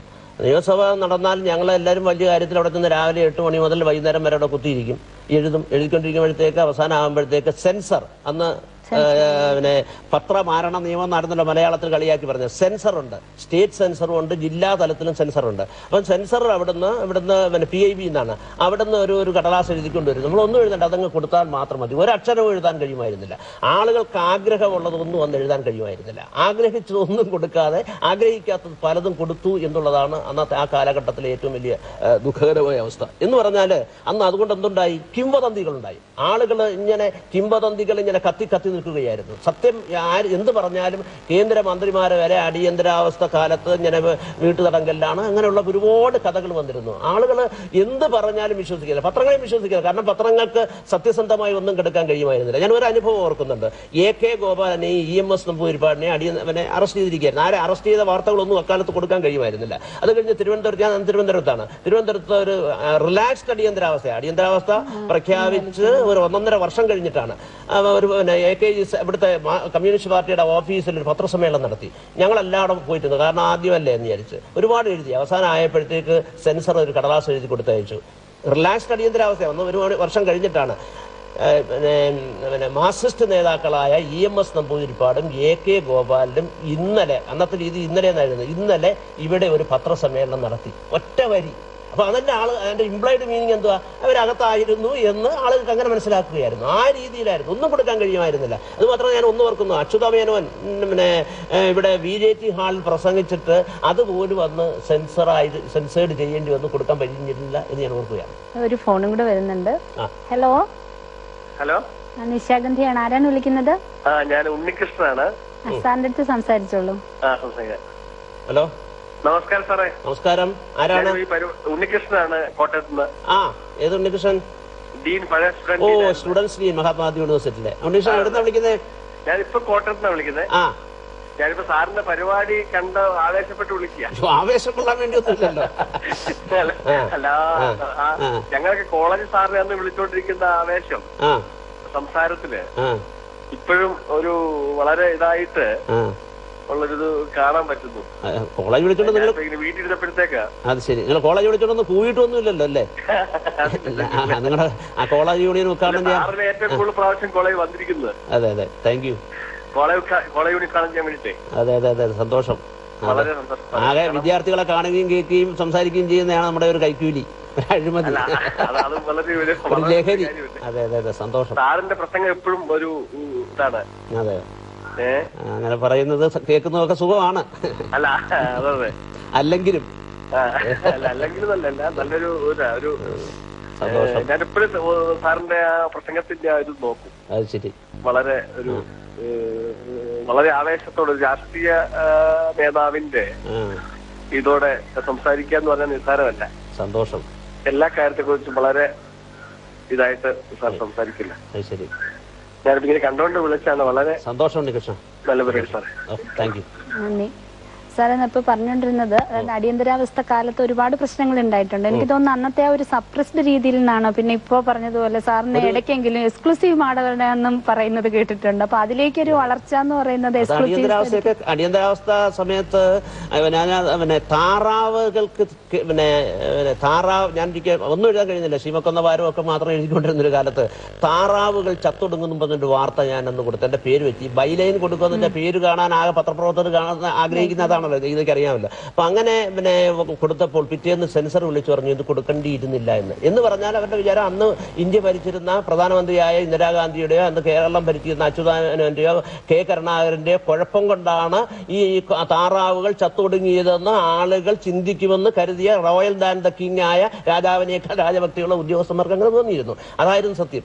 പറഞ്ഞ എക്സ്ക്ലൂസീവ് അതൊക്കെ ഒരു തമാശയായിട്ട് ആരെങ്കിലും പറയുന്നത്. ഒരു ഫോണും കൂടെ നമുക്ക് വരുന്നുണ്ട്. ഹലോ ഹലോ, നിശാഗന്ധിയാണ്. ആരാണ് വിളിക്കുന്നത്? എസ്കേപ്പ് വിളിക്കുന്നത്. സാറിനോട് സംസാരിച്ചു. ആരാണ് ഇത്? എസ്കേപ്പ് അല്ല, പണ്ട് KTDCയുടെ മാനേജിംഗ് ഡയറക്ടർ ആയിരുന്നു. അത് ശരി ശരി. സന്തോഷം. നമസ്കാരം. നമസ്കാരം. അങ്ങേക്ക് ഇന്ന് ഒരു പ്രോഗ്രാം ഉണ്ടെന്ന് ഞാൻ അന്ന് വളരെ സന്തോഷിച്ചിരിക്കുകയായിരുന്നു. ആണോ? കുറെ നാളായല്ലോ കണ്ടിട്ട്. അങ്ങേക്ക് സുഖം തന്നെ? സുഖം തന്നെ, പരമസുഖം. കണ്ടറിഞ്ഞൂടെ തന്നെ. പിന്നെ നമ്മള് കുറച്ച് നാളുകൾക്ക് മുമ്പ്, മാസങ്ങൾക്ക് മുമ്പ് നമ്മള് ഒരു ടൂറിസം പ്രൊമോഷൻ വർക്കിന് വേണ്ടി ഒരു യാത്ര സംഘടിപ്പിച്ചത്, ഗവൺമെന്റ് സ്പോൺസേഡ് ആയിട്ടുള്ളത്. അതെ അതെ അതെ. അങ്ങ് അതിനെ അടിസ്ഥാനപ്പെടുത്തി നമ്മുടെ മറുതാമം യാത്ര എന്ന് പറഞ്ഞൊരു പുസ്തകം ഞങ്ങൾ പ്രസിദ്ധീകരിച്ചിട്ടുണ്ട്. അതെ. അതിനെക്കുറിച്ച് ഞങ്ങളൊക്കെ പലതവണ അതിനെക്കുറിച്ച് ചർച്ച ചെയ്തിട്ടുണ്ട്. അതിനകത്ത് വിശദമായിട്ടുള്ള പല ഡീറ്റെയിൽസും അതിനകത്തുണ്ട്. കൂടാതെ ജപ്പാനിൽ വെച്ച് അങ്ങൊരു കോൺഫറൻസ് നടത്തി, ഒരു പ്രസംഗം അതിനോടുകൂടി അനുബന്ധിച്ച് നടത്തുകയുണ്ടായി. അതിനെക്കുറിച്ച് ഒരു ജാപ്പനീസ് നല്ലൊരു റിപ്യൂട്ടഡ് ജേർണലിനകത്ത് അതിനെക്കുറിച്ച് വലിയൊരു ആർട്ടിക്കിൾ ജാപ്പനീസ് ഭാഷയിൽ വന്നിട്ടുണ്ടായിരുന്നു. അത് എന്റെ ഒരു ജാപ്പനീസ് ഫ്രണ്ടിനെ കൊണ്ട് തർജ്ജമ ചെയ്യിച്ച് ഞാനത് ഇവിടെ വെച്ചിട്ടുണ്ട്. ആണോ? സന്തോഷം. തന്നാ നമ്മളെ ഒരുപക്ഷെ ആദ്യമായിട്ട് വിദേശത്ത് ഒന്നിച്ച് ജപ്പാനിലേക്ക് പോകുന്നത് ഇതാണ്. കൂടാതെ ഹോങ്കോങ്ങിൽ വെച്ചും ഫിലിപ്പൈൻസിൽ വെച്ചും നമുക്ക് TV ഇന്റർവ്യൂ വന്നിട്ടുണ്ട്. അയ്യോ, അതൊക്കെ ഓർക്കുന്നുണ്ടല്ലേ? TV ഇന്റർവ്യൂ വന്നത് അത് ഞാൻ പല വേദിയിലും ഞാൻ അതിനെ കുറിച്ച് അവതരിപ്പിച്ചിട്ടുണ്ട്. 10-20 വർഷം മുമ്പ്. എനിക്ക് തോന്നുന്നു 80-ലാണ് അല്ലേ? അത് പോകുന്നില്ല. പക്ഷെ ഇത് അന്ന് പോയത് അവിടെ 80-ലായിരുന്നു. സന്തോഷം. വളരെ വിശദമായിട്ട് നമ്മൾ അതിനെക്കുറിച്ച് സ്റ്റഡി ചെയ്ത് ആ റിപ്പോർട്ടിന്റെ അടിസ്ഥാനത്തിലാണ് ഇപ്പൊ നമ്മുടെ ഈ ചാർട്ടർ ഫ്ലൈറ്റ്സും മറ്റൊക്കെ ഇൻട്രൊഡ്യൂസ് ചെയ്തിട്ടില്ലേ? ഈ ഹെൽത്ത് ടൂറിസം, ചാർട്ടർ ഫ്ലൈറ്റ്സ്, അതിനെല്ലാം അടിസ്ഥാനപ്പെടുത്തിയാണ് നമ്മളത് പോയത്. അതെന്തായാലും കൊല്ലങ്ങൾക്ക് ശേഷമെങ്കിലും അതെല്ലാം വിജയിച്ചു. സന്തോഷം. സകല ഭാവങ്ങളും. അത് മാത്രമല്ല, ഓക്സ്ഫോർഡിലും ഒക്കെ പഠിച്ച ഒരാള് ഇങ്ങനെ പറയുന്നു. സന്തോഷമുണ്ട്. ഇതിനെക്കുറിച്ച് പല വേദിയിലും ഞങ്ങൾ അതിനെക്കുറിച്ച് സംസാരിക്കുകയുണ്ടായി. വിശേഷിച്ച ചാർട്ടർ ഫ്ലൈറ്റ് വന്നതാണ് ഏറ്റവും കൂടുതൽ പ്രയോജനം ഉണ്ടായി. ഇപ്പോഴും ചെറുപ്പക്കാരനായിട്ട് ഇരിക്കുന്നുണ്ടല്ലോ. സന്തോഷം. വിളിച്ചത് സന്തോഷം. ഞങ്ങള് ഒരു ഫോണും കൂടെ വരുന്നുണ്ട്. ഹലോ നിശാഗന്ധിയാണ്. ആരാണ് വിളിക്കുന്നത്? ലീലാ മേനോൻ. ലീലാ മേനോൻ. അയ്യോ, ലീലാ മേനോനാണോ? അതെ. ഞാൻ എന്റെ കൺഗ്രാറ്റുലേഷൻസ് പറയാൻ വിളിച്ചതാ. Thank you. ഞാൻ ഇപ്പോഴറിഞ്ഞ ഈ പ്രോഗ്രാം കണ്ടോണ്ടിരുന്നപ്പോഴറിഞ്ഞ താങ്കൾക്ക് ഇങ്ങനെ ഒരു ബഹുമതിയൊക്കെ കിട്ടിയെന്നുള്ള കാര്യം. അത് ശരിയാ. U deserve it. Well deserved ആണ് എന്ന് പറയാനും കൂടിയാ വിളിച്ചത്. ലീലാമേനോനൊക്കെ വിളിക്കുമ്പോൾ ഒരു പ്രത്യേക ആവേശം. ഞാനിപ്പോ മുമ്പേ പറഞ്ഞതേ ഉള്ളൂ, ലീലാമേനോനെ പോലെയുള്ള ആണത്തമുള്ള പത്രപ്രവർത്തകർ ഉണ്ടാകണമെന്ന് ഞാൻ കുറച്ച് കഴിയുമ്പ് പറഞ്ഞതേ ഉള്ളൂ. ഇനി അടുത്ത അവാർഡ് താങ്കളുടെ പ്രസംഗങ്ങൾക്കായിരിക്കും. അതെ, എല്ലാം കാണല്ലോ. ഏറ്റവും അധികം ക്യാമ്പസിൽ പ്രസംഗിച്ചേക്കുന്നത് മാധവൻ തന്നെയല്ലേ? ഒരുപക്ഷെ ആയിരിക്കുമെന്നാണ് എനിക്ക് തോന്നുന്നത്. പിന്നെ എനിക്കൊരു കാര്യം ചോദിക്കാനുള്ളത്, ഇപ്പൊ നമ്മളൊക്കെ പത്രപ്രവർത്തനം ചെയ്തിരുന്ന കാലത്തെ മാധവന് നമ്മള് മലയും കാടും എല്ലാം കയറി ഇറങ്ങിയല്ലേ ചെയ്തിരുന്നത്. ഈ കാലത്ത് നമ്മൾ അന്ന് വാർത്തകൾ തേടി പോണു. ഈ കാലത്ത് വാർത്തകൾ ഇങ്ങോട്ട് വരണു അല്ലേ? ആ NCPയുടെ അടി ഉണ്ടായത് എല്ലാ ചാനലും വിളിച്ചു പറഞ്ഞ അത്ര അടി ഉണ്ടായത്. അതങ്ങനെയാണ്. ഇപ്പൊ എല്ലാം എക്സിബിഷൻ ആണല്ലോ. അല്ല, നമുക്കിപ്പം പറയാം, ഈ അവസാനം ഇപ്പം ലീലാമേനോൻ പറഞ്ഞതനുസരിച്ച് ഒരു പണ്ട് നമ്മൾ തന്നെ ഒന്നിച്ച് ശബരിമല പോയിട്ടുണ്ട്. ലീലാമേനോൻ തന്നെ ശബരിമല ഒന്നിച്ച് പോവുകയും നിലയ്ക്കൽ അടി നടന്നപ്പോഴൊക്കെ പോയിട്ടുണ്ട്. അങ്ങോട്ട് പോയി കഷ്ടപ്പെട്ട് പിന്നെ കല്ലുകാരുടെ കാരിഞ്ഞലും കുറ്റിയും ഉള്ളുപുരട് മൂർഖമ്പാമ്പ് നിറഞ്ഞ ഘോര വിപനത്തിലൂടെ നമ്മളൊക്കെ നടന്നു പോയിട്ടുള്ളത്. ഇന്ന് അങ്ങനല്ല, എല്ലാം നടത്തിച്ച് ഇപ്പം തന്നെ ഇപ്പോഴത്തെ ഏറ്റവും വലിയ പുതിയ പിന്നെ പത്രപ്രവർത്തനം എന്ന് വെച്ചാൽ ആളുകളെ വെച്ച് അഭിനയിപ്പിക്കുകയല്ലേ ചെയ്യുന്നത്. അതിനകത്ത് എന്താ ജേർണലിസം ഉള്ളത്, എന്താ ഇൻവെസ്റ്റിഗേഷൻ ഉള്ളത്? എന്റെ അഭിപ്രായം തന്നെ ഈ സ്റ്റിംഗ് ജേർണലിസം എന്നൊക്കെ പറഞ്ഞ് എന്താ ക്ഷുഭിത യൗവനത്തിന്റെ ആണെന്ന് പറഞ്ഞുകൊണ്ടൊക്കെ പറയുന്നുണ്ടല്ലോ. അത് സത്യം പറഞ്ഞാൽ ഈ ആളുകളെ അഭിനയിപ്പിക്കുകയല്ലേ. ഈ അടുത്ത കാലത്ത് ഡൽഹിയിലെ ഓർക്കുന്നില്ലേ, ഡൽഹിയിലെ ഒരു അധ്യാപികയെ സ്വന്തം വിദ്യാർത്ഥിനികളെ അനാശാസ്യ പ്രവർത്തനങ്ങളിലേക്ക് വിടുന്നതായി ഒരു ചാനൽ പ്രക്ഷേപണം ചെയ്തു. ആ ചാനൽ പ്രക്ഷേപണം ചെയ്ത് ഈ അധ്യാപികയുടെ ജോലി പോയി, അവിടെ നിന്ന് അറസ്റ്റ് ചെയ്തു, ജയിലിലായി. അങ്ങനെ അന്വേഷണം നടത്തിയപ്പോഴാണ് ഈ അധ്യാപിക ഇത് അറിഞ്ഞതുപോലുമില്ല. ഒരു ചാനൽ റിപ്പോർട്ടർ ആണ് ലേഡി ചാനൽ റിപ്പോർട്ടർ, അവര് അധ്യാപികയുടെ രൂപത്തിൽ അഭിനയിച്ച് ഇവരോടുള്ള വാശി മറ്റാർക്കോ വേണ്ടി തീർക്കുകയായിരുന്നു. ആയിരുന്നു. ഇതാണ് ജേർണലിസം, ഇതാണ് സ്റ്റിൻ ജേർണലിസം, ഇതാണ് ഒളിക്യാമറ ഏർപ്പാടെന്നൊക്കെ പറഞ്ഞാൽ അംഗീകരിക്കാൻ എനിക്ക് എന്നെ പോലുള്ള പഴയ വയസ്സന്മാർക്ക് കഴിയുമെന്ന് എനിക്ക് തോന്നുന്നില്ല, അംഗീകരിക്കാൻ സാധിക്കില്ല. പിന്നെ വേറൊരു കാര്യമില്ലേ, ഇപ്പം നേരത്തെ മാടവന ഇമർജൻസിയുടെ കാര്യം പറഞ്ഞില്ലേ, അപ്പൊ മാധ്യമങ്ങൾക്ക് സെൻസർഷിപ്പ് ഉണ്ടായിരുന്നു. ഇപ്പൊ ഈ ഭരണത്തിന്റെ കീഴിലെ മാധ്യമങ്ങളോട് അസഹിഷ്ണുതയില്ലേ? അത് ഈ ഗവൺമെന്റിന്റെ കാലമല്ല, ഏത് ഗവൺമെന്റിന്റെ കാലവും ഭരിക്കുന്ന ആളുകൾക്ക് പത്രങ്ങൾ നമുക്കറിയാമല്ലോ. കേരളത്തിലെ ഏറ്റവും അച്യുതാനന്ദൻ, മുഖ്യമന്ത്രി അച്യുതാനന്ദൻ കേരളത്തിലെ പത്രപ്രവർത്തകരുടെ പ്രിയങ്കരനായിരുന്നു. അദ്ദേഹത്തിനും അങ്ങനെ തന്നെയായിരുന്നു. ഇപ്പൊ ഭരണത്തിൽ വന്നപ്പോൾ ആകെ മാറി. അത് സ്വാഭാവികമാണ്. അത് ആര് വന്നാലും, നാളെ ഉമ്മൻചാണ്ടി വന്നാലും അതെല്ലാം അങ്ങനെ പോകാൻ പറ്റും. പത്രപ്രവർത്തകരെ മലപ്പുറത്ത് അടിച്ചു കണ്ടില്ലേ? അത് അങ്ങനെ അടിക്കും, നാളെ അടിക്കും. അതൊരു സ്നേഹപൂർവ്വമുള്ള അടിയാ, ഒരു കുഴപ്പമില്ല. അങ്ങനെ ആയിപ്പോയി, അതിന് മാറാൻ കഴിയത്തില്ല. അത് അല്ല, പക്ഷെ അപ്പൊ മാടവനെ ഇപ്പൊ ഒരു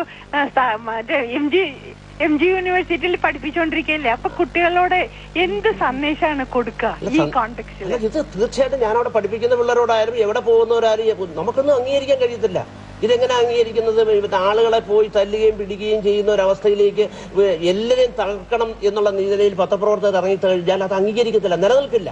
അതൊക്കെ താൽക്കാലികമായി ഒരു ഇത് ഇക്കിളിപ്പെടുത്തി പോകുന്ന പോലെ, ദിവാസ്വപ്നം കണ്ടോ അല്ലെങ്കിൽ സ്വപ്നം കണ്ടു പോകുന്ന പോലെയേ ഉള്ളൂ. അത് സ്ഥിരമായി നിലനിൽക്കത്തില്ല.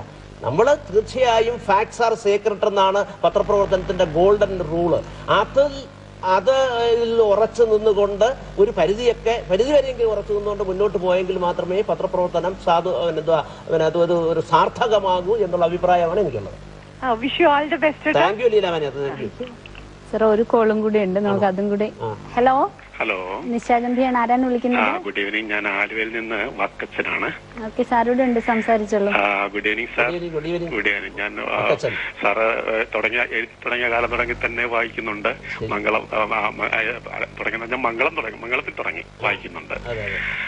സാറേ, എനിക്ക് ചോദിക്കാനുള്ളതേ, നമുക്ക് രാഷ്ട്രീയക്കാർക്ക് ഇന്ന് സത്യസന്ധത അല്ലെങ്കിൽ മൂല്യബോധം നഷ്ടപ്പെടുന്നുണ്ടാകാം.